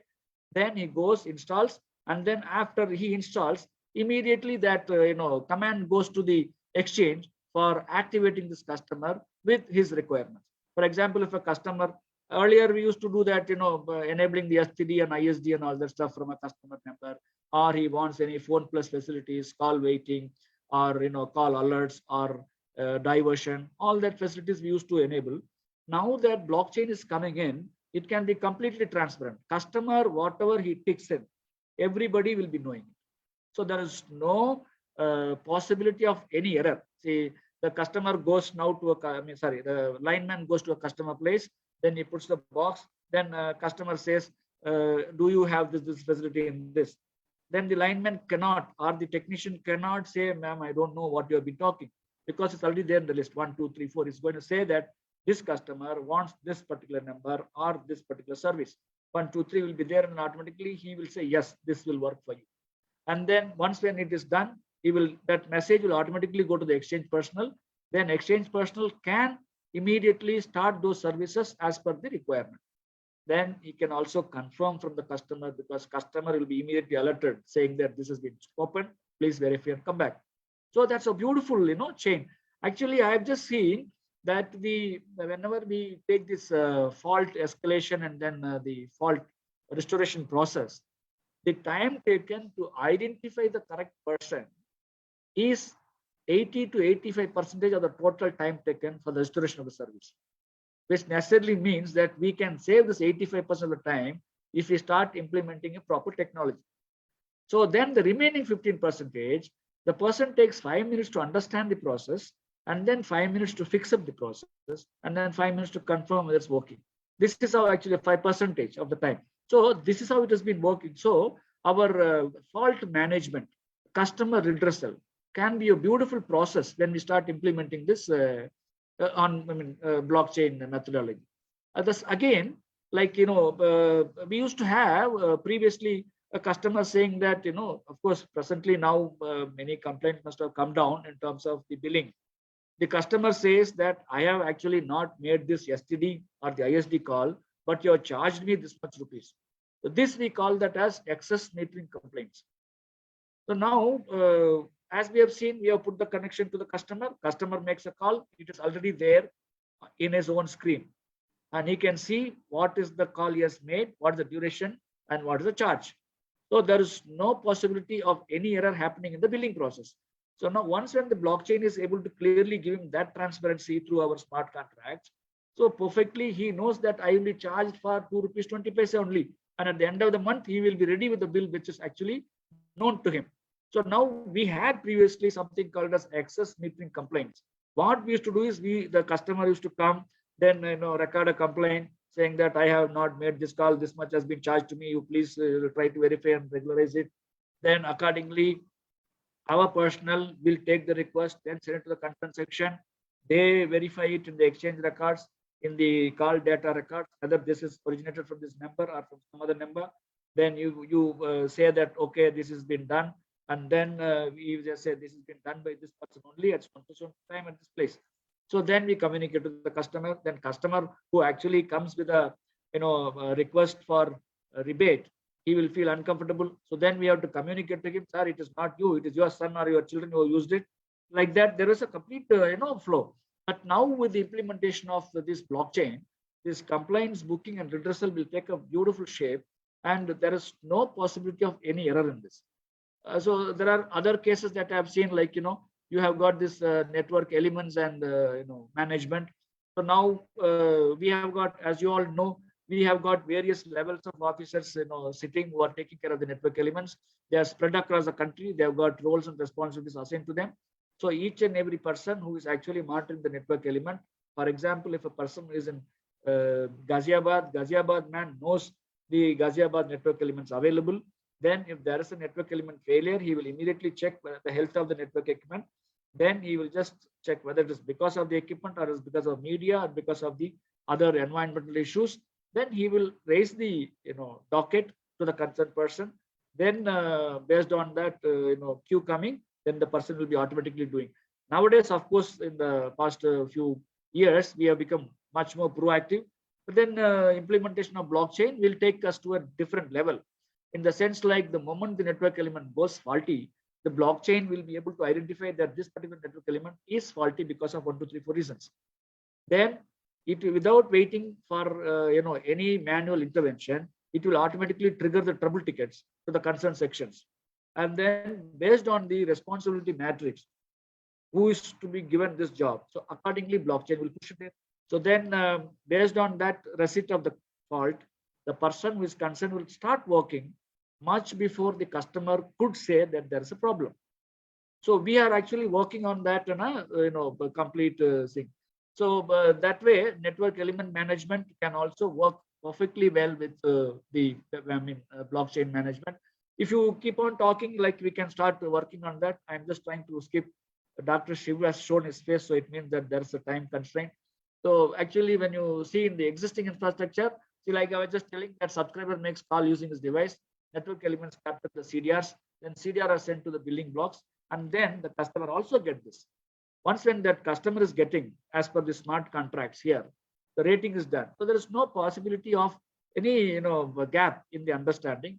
So of course, fortunately, you can always have this private key and public key that is taking a complete role in authentication. So we can make use of this for identifying the customers without any problem or without creating any misidentification of a person.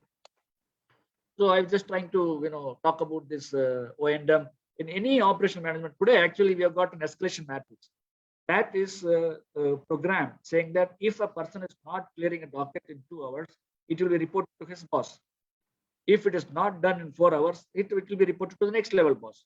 So till the end of the chain, everybody will be kept informed, and they will be able to know how many falls have crossed this much duration, what is the mean time to respond and mean time to repair, and how to reduce it. With the introduction of this blockchain technology, I am sure that we will be able to bring in a change, and then we will save a lot of time and resources. So I just wanted to skip. Of course, these are the challenges. Now, of course, we have to look for good standards. Fortunately, when all of us come together and understand each other, there will be a beautiful process which gets evolved, and then we will be able to take the right approach to see that there is no conflicts on this. Of course, these are many of us talk in governments, like we have got any sector, every sector, we will try to use the blockchain, and healthcare, education, everywhere. This blockchain will bring a complete revolution into the total process and the way we think. I will not take your time, and of course, it was very interesting to listen to all the lectures. I am open, and of course, my mail ID is always there. You can call me at any point of time. Just for the paucity of time, I'm just skipping all the slides, and thank you very much. Thank you, Uddhan sir. It was really interesting. My apologies. Certainly, it's a paucity of time, because but I can promise that we will have a detailed lecture maybe in a month or so. Certainly, we'll have it. Now, what we can do is we can have a question and answer session maybe after 5 minutes. Once the Dr. S.N. Gupta, because he's pushing out for some meeting, may I request him to basically say some concluding remark? Then we can have the question and answer, and subsequently we will have a vote of thanks. Thank you. Yeah, thank you, Dr. Shiv. Actually, it has been a great learning experience for me in this session, the technology part of it, and all the experts actually have done their job more than what we had expected. And let me share my feeling with all our participants also. I hope they are also benefited as I got from these experts. And to start with, I'm really happy to see some of my classmates of the yesteryears, and yesteryears, I mean 48 years back in the college, Air Marshal Sukhchand Singh, the Sukhi Bhai, and Dr. Labh Singh, Parveen and H.S. Bhatia. We were together maybe 48 years back in the college. I'm really glad and proud to see them in the audience, and a lot of my other friends from railways, seniors, and others are also there. But I'm really happy to see them, and I hope they are benefited and they will continue to be associated with the forum. For this session, the objective was very clear: the blockchain trends and future and technology part started with Mr. Andrea, our now friend from Italy, actually, and he is actually more expert on the hyperledger part of it, which is more like a open kind of blockchain by Linux, and everybody can make use of that, and his concept of trade thing, like our chief guest also started with the trading. Actually, contract is always for trading to start with, and how it can be done, how blockchain can help, and how hyperledger can be used. So Andrea, we are really grateful to you, and I hope I'm getting a lot of requests that PPTs of all of the experts will be available to us for putting on our website and sending to the participants who are very keen to have a means copy of that. And then Mr. Kamlesh Nagware, who is also a great associate with our forum, and he really made it so simple, all the concepts, and bringing the concept of tokenization, NFT, metaverse. And actually, as you know, metaverse is making wave, but metaverse is just one, let us say, application of blockchain, or just one part of the blockchain. It is not the full blockchain ecosystem. What we are talking about, Web 3.0, actually, a lot of our friends have already mentioned. The future of blockchain is Web 3.0, actually. And Web 3.0, as you would have understood, is a World Wide Web version 3. World Wide Web started in 1980 by Dr. Van Lee, who started, and that time it was just, as someone showed, just email, sending an email to one place to other, this transmission of information. And then we went to the Web 2.0, as where we are today, as you know, and it is all garnered by the company like Facebook, Google, Amazon, like the search engines and all these Facebook kind of thing, YouTube.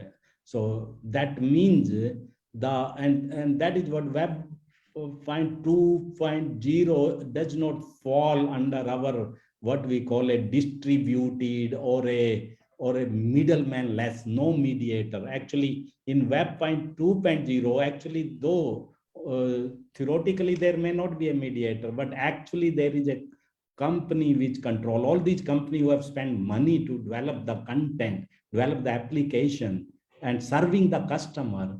So they are actually controlling it also. So that is why Web 3.0 is required, where every owner is independent and every owner can actually feel as if he owns it and there is no middleman in between.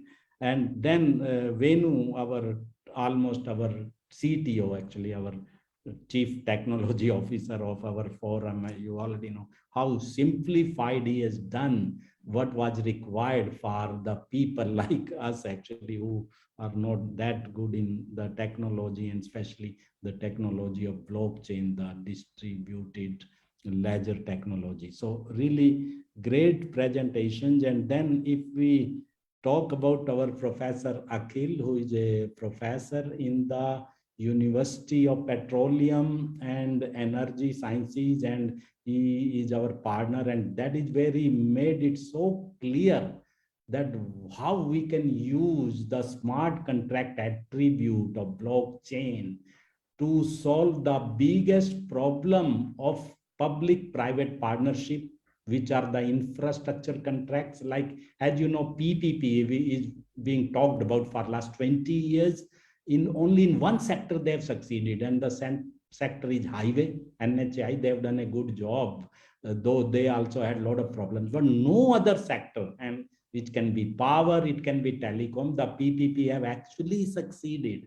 Why it has not succeeded? Because of the faulty template or faulty agreement, actually. And that is what is coming very clear in the recent PPP project of the telecom, Bharat Broadband Network Limited. Government is trying for last 2 years now to get it closed, but they are nowhere there. It will be again refined. So that is where we thought of why we cannot use blockchain through smart contract to solve these problems. So our CEO, Dr. Damodran, as I mentioned, he did a research being a finance guy, and he found out there are about 75 problems in the current template of the PPP.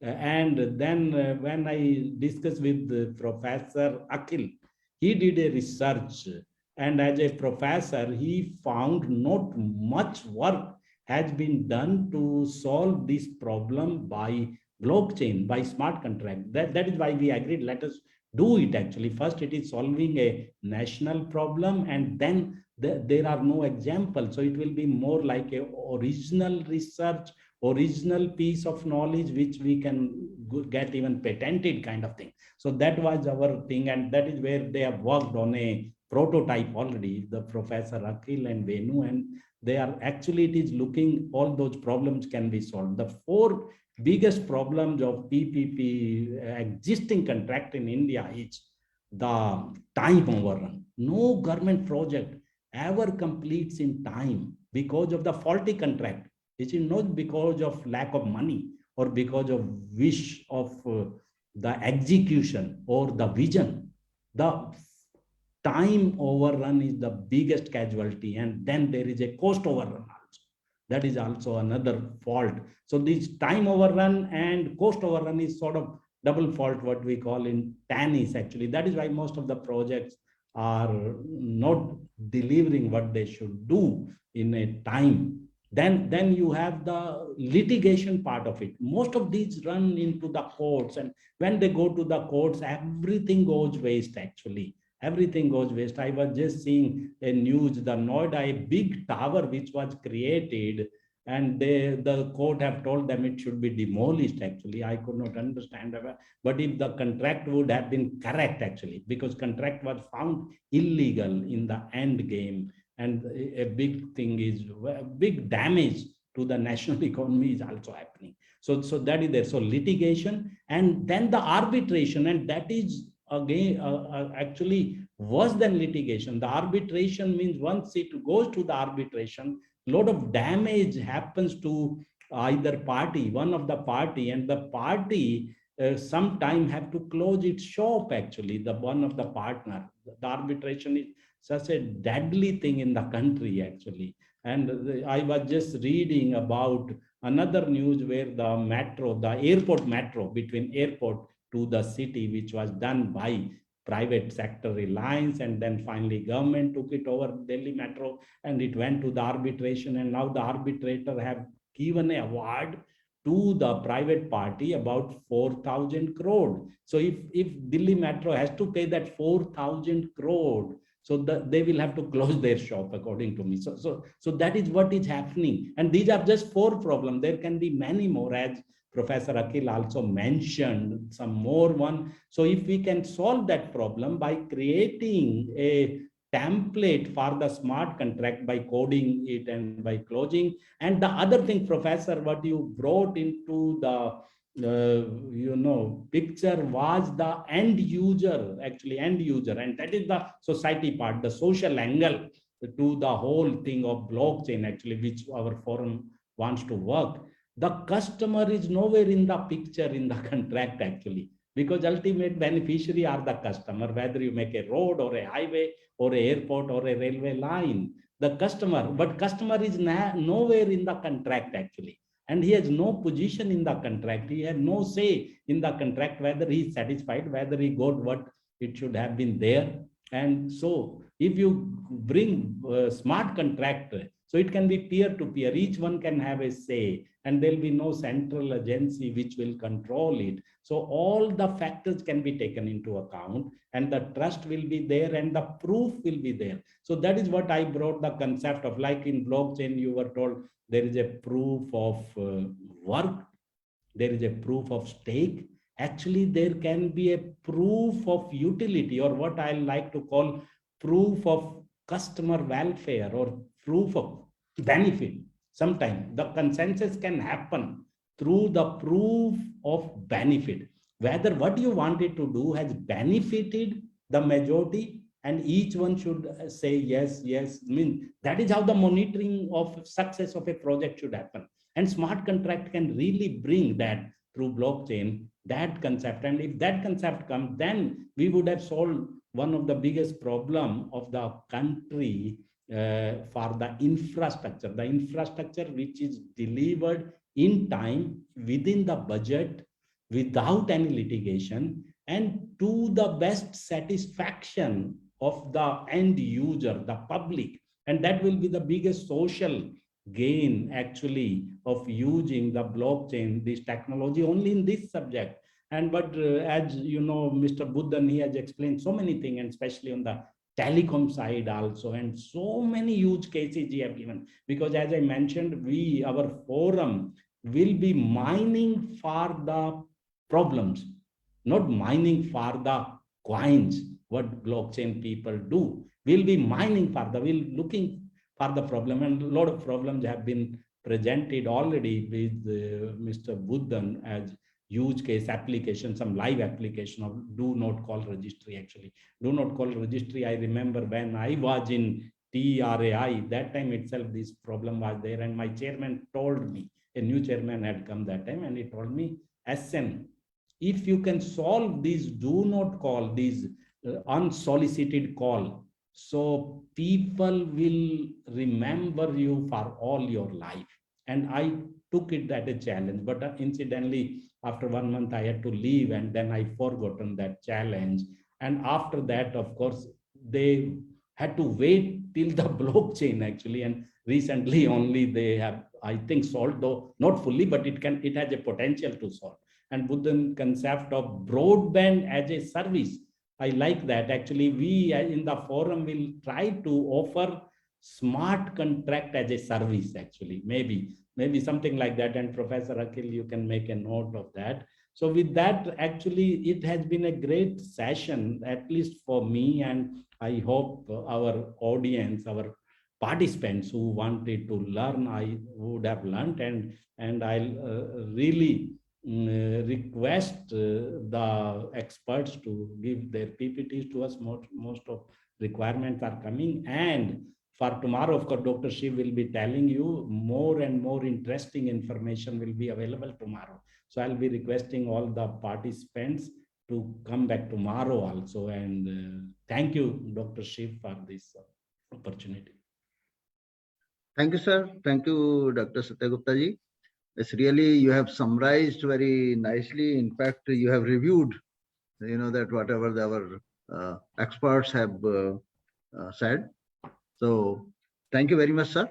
And on your behalf and on behalf of the Blockchain Forum and our collaboration partners, I am committed that we'll make the tomorrow's basically session more interactive, and whatever shortcomings it's basically we have noticed, certainly that will be addressed, and we'll make it very, very more informative. And the lectures are very, very interesting. Basically, tomorrow we'll discuss that a little later. Thank you, sir.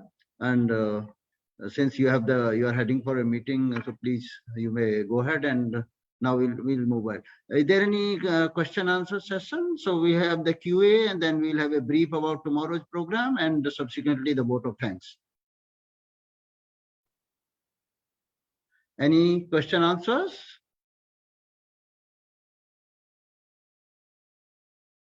Please feel free, put it in the QA or ask the.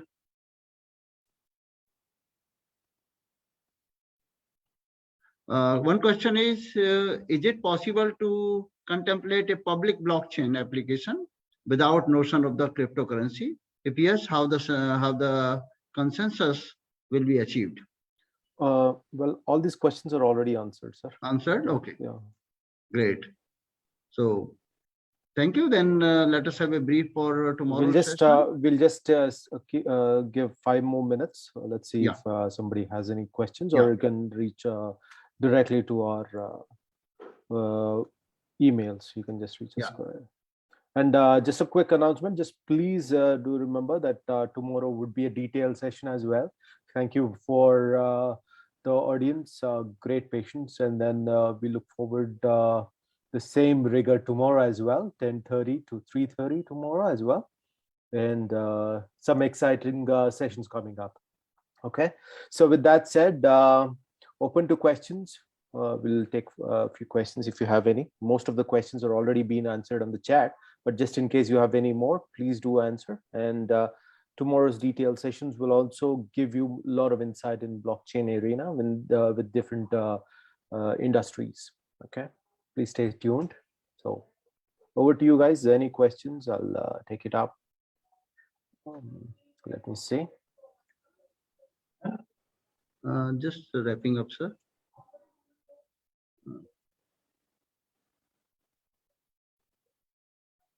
Okay, some great questions coming up. So we will give a brief about tomorrow, then we'll followed by the vote of thanks by Dr. K.V. Damodaran, who is our CEO. So tomorrow's session, are you able to see on the screen? You have on the screen the session for tomorrow? Yeah. Okay. Yes, so we can see that. We can see that. So the theme for tomorrow's session is the blockchain for governance and social impact. The emphasis will be on the efficiency, security, and the trust. Then we'll have the chief guest, certainly, and one of the chief guests. There will be two chief guests, one chief guest and guest of honor, and both are technocrats. And Dr. Narendranath, he's Dr. Narendranath sir is from Joint Secretary in the that PMO, and Dr. N. Sarath Chandra Babu, he's the Executive Director. SATS, he's a R&D person, so you will gain a lot. He will make a keynote speech. Then we'll have a technical sessions from the Chris Cousins. He's from UK. He is a serial entrepreneur, and he's the man that who like to do the things by his own hand. So you will have a lot of learning from him. Then Mr. Raj Kapoor, he's the founder of the CEO. Then he will be talking on the blockchain for sustainability and the UN sustainability goal. Then Dr. V.K. Murthy, he's the CEO of the he's working at the Center of Excellence of the DST as a CEO at IIT Bhilai, and he will talk on the national strategy on the blockchain. So he's the one who drafted the national strategy on the blockchain, in fact, at MIT. Then Professor Dr. Sandeep Shukla, the blockchain framework for the governance. They are working on the national project, which is awarded by our NSA. And then we will have a PR Lakshmi. She is the Senior Director, Center Head for the CTEC Hyderabad. So she will be talking on the potential application and practical implementation for efficiency, security, and trust. Then we will have a followed up session will be by on the blockchain for sustainable goals. That's the theme for the panelist. The panelist will be Mr. Sunil from the Indian Broadcast Services. Then Ono Pessler, he's from Netherlands. Then Mr. Jay Chaudhary. Jay Chaudhary sir is Indian Blockchain Standards BIS Committee. He's the chairman of that committee. He has been former Special Chief Secretary to the CM of Andhra Pradesh. He had been the founder of the STPI as a director. Then panelist 4, the Mrs. P.R. Lakshmi Ishwari. She will be as a panelist too. Then followed by then we will give some brief about what are the future activities, how basically we can help to create the community and help all of you to propagate or to get the knowledge of the blockchain, and how we can basically keep in touch with each other.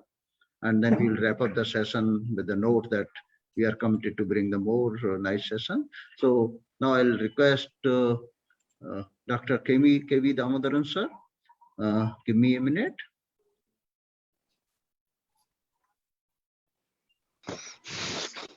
Yeah. Dr. K.V. Damodaran, he's our CEO at the forum of the Blockchain of the Productivity Forum, and he's a managing partner for the CEO of the Proceeds Advisory Services. It's an emerging think tank of the matters for the public policy and governance. Dr. Damodaran is a member of the Telecom Advisory Board, Power Grid, PGCIL, since 2010, advising them in the strategic tie-up, investment decisions, formulation of the roadmap. He was a project advisor for the ICWI. Then he was working as a joint economic advisor in the Telecom Regulatory Authority, TRI. He has worked as a Joint Director of Financial Analysis in the Competition Commission of the India, CCI. He also worked in the airport sector as advisor, regulatory affairs in the industry. He also held middle-level positions in the Department of Telecom, BSNL, and the TCIL. So such a rich experience, sir. Can you share your views and put a vote of thanks? Hello, are you seeing Welcome, me, sir? Welcome, sir. Yes, sir. Your screen is still in the. I will do that, sir. Yeah. Okay. Thank you, Dr. Shiva, sir. And we had a very excellent and brilliant and knowledgeable section, thought-provoking section. And nothing is left for me to talk about it because everybody said everything. Now, few. You're got muted, sir. Unmute, please. Can you unmute, please? Yeah, please. Yeah. I'm not here. Well, I am remembering an old incident where myself and chairman of this forum, Dr. S.N. Gupta, and chief guest Arvin Kumar were working together in TRAI, and we were regulating the mobile service in the country. Then a lot of NGOs and public were criticizing it, and they were telling that what is the use for general public here? Why are you regulating mobile? Mobile is for rich person, and you need not have to do that. What is the benefit for rickshaw puller, trade, street vendor, vegetable vendor, fisherman, etc.? They were questioning. So we were able to answer them, but still they could not believe it. But the time has come; it has changed that now they are the most beneficiary. In a similar note, I would say this conference has given an answer to those questions. People were always anxious to know what is blockchain, how it help a small street vendor, small vegetable vendor, fisherman, rickshaw puller, ayas, and all these things. So this session will be has a good impact and a good answer to such questions now. But still, I personally see that our forum will be happy to work with experts to do more research on this area and advocate this technology for the use of public, because once acceptability comes, then adaptability is easy. Adaptability comes, implementation is easy. So public acceptability is a crucial thing here. Now, some speaker has already mentioned that it is a tsunami. But this tsunami, people are afraid. What it will take? It will take our employment, our livelihood, etc. That is in the reverse. We have to convince them.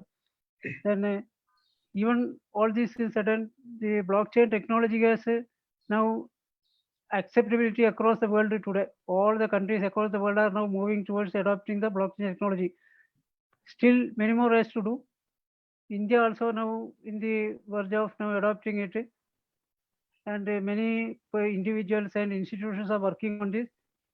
We will be happy to work with such institutions, and we as a forum, I can say, is a forum of members, those member and institutions, those who are committed to blockchain technology and committed to our mission. We'll be happy to work with them, and memberships are open very soon, and our website will be detail will be available in the website. People can see it and register it. We'll be happy to work with all of them. Now, coming to next, my role, important role is vote of thanks. First of all, I must thank the chairman and his team to visualize such an idea to make this conference and implementing in such an excellent way. Thanks to all the team member and Satyan Gupta sir for doing this wonderful job. Then our chief guest, Mr. Arvin Kumar, is my ex-colleague also. Thank you especially for your brilliant speeches, sir, and thank you for your valuable time. And also I thank Sri Sunil, President Indian Broadcasting Society, for his valuable time and sharing his thoughts. R.S. Chauhan, Ajay Kumar, Satyanarayana, all the eminent speakers, we thank them personally on behalf of the organization. Yogesh Kocher, his brilliant talk, very nice. And we have a wonderful panel discussion also, presentation also. Andrew coming from far away place, and I know even the timing is not suiting, but still he is wake up and he was able to present in a nice way. Chaudhary sir, Kamalesh Nagware, Venu, Professor Agil, Buddhan sir, and all our team. I must say personally and on behalf of the forum, I place my special thanks to them for their valuable time and sharing their thoughts on the blockchain and helping us to make this forum very successful. Then I must thank our support, our partner.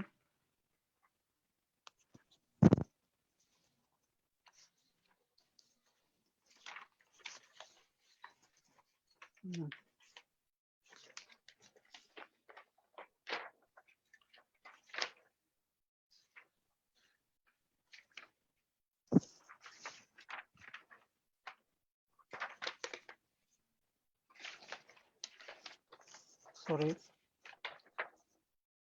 In the blockchain broadcasting engineering society, I must thank for encouraging us to this conference, and also the CPI, CDAC, and IET, and all our other organizations which is not named here. I must also thank the wonderful job, and also I must thank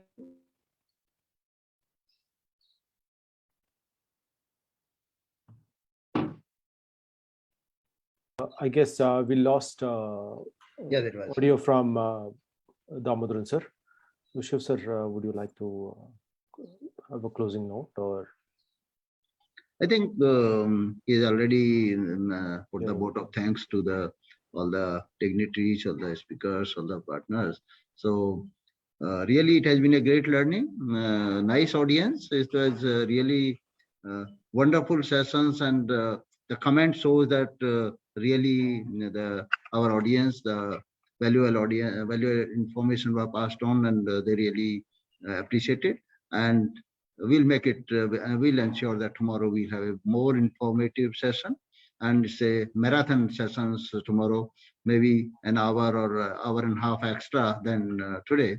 So thank you. Have a nice time. Thank you. And let us join tomorrow. Thank you very much. Thank you so much. We look forward to your support, and we look forward to bringing you exciting sessions about the advent of blockchain and different versions of it. Thank you so much. From Sunil sir. Sunil sir, you will put a couple of words. No, thank you very much, the esteemed speakers, all the panelists. It was a very nice, very fruitful session today. And I do have a lot of comments and appreciation from the people watching within the country and abroad on this session. I wish a great success for tomorrow's televisions also, and look forward to see it.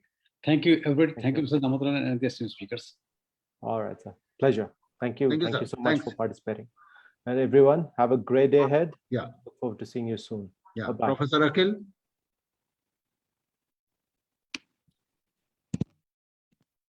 Professor Akhil, please terminate the link, and then. Yeah, sure. I'm doing this. I'm just, yeah. Thanks, everybody. Bye.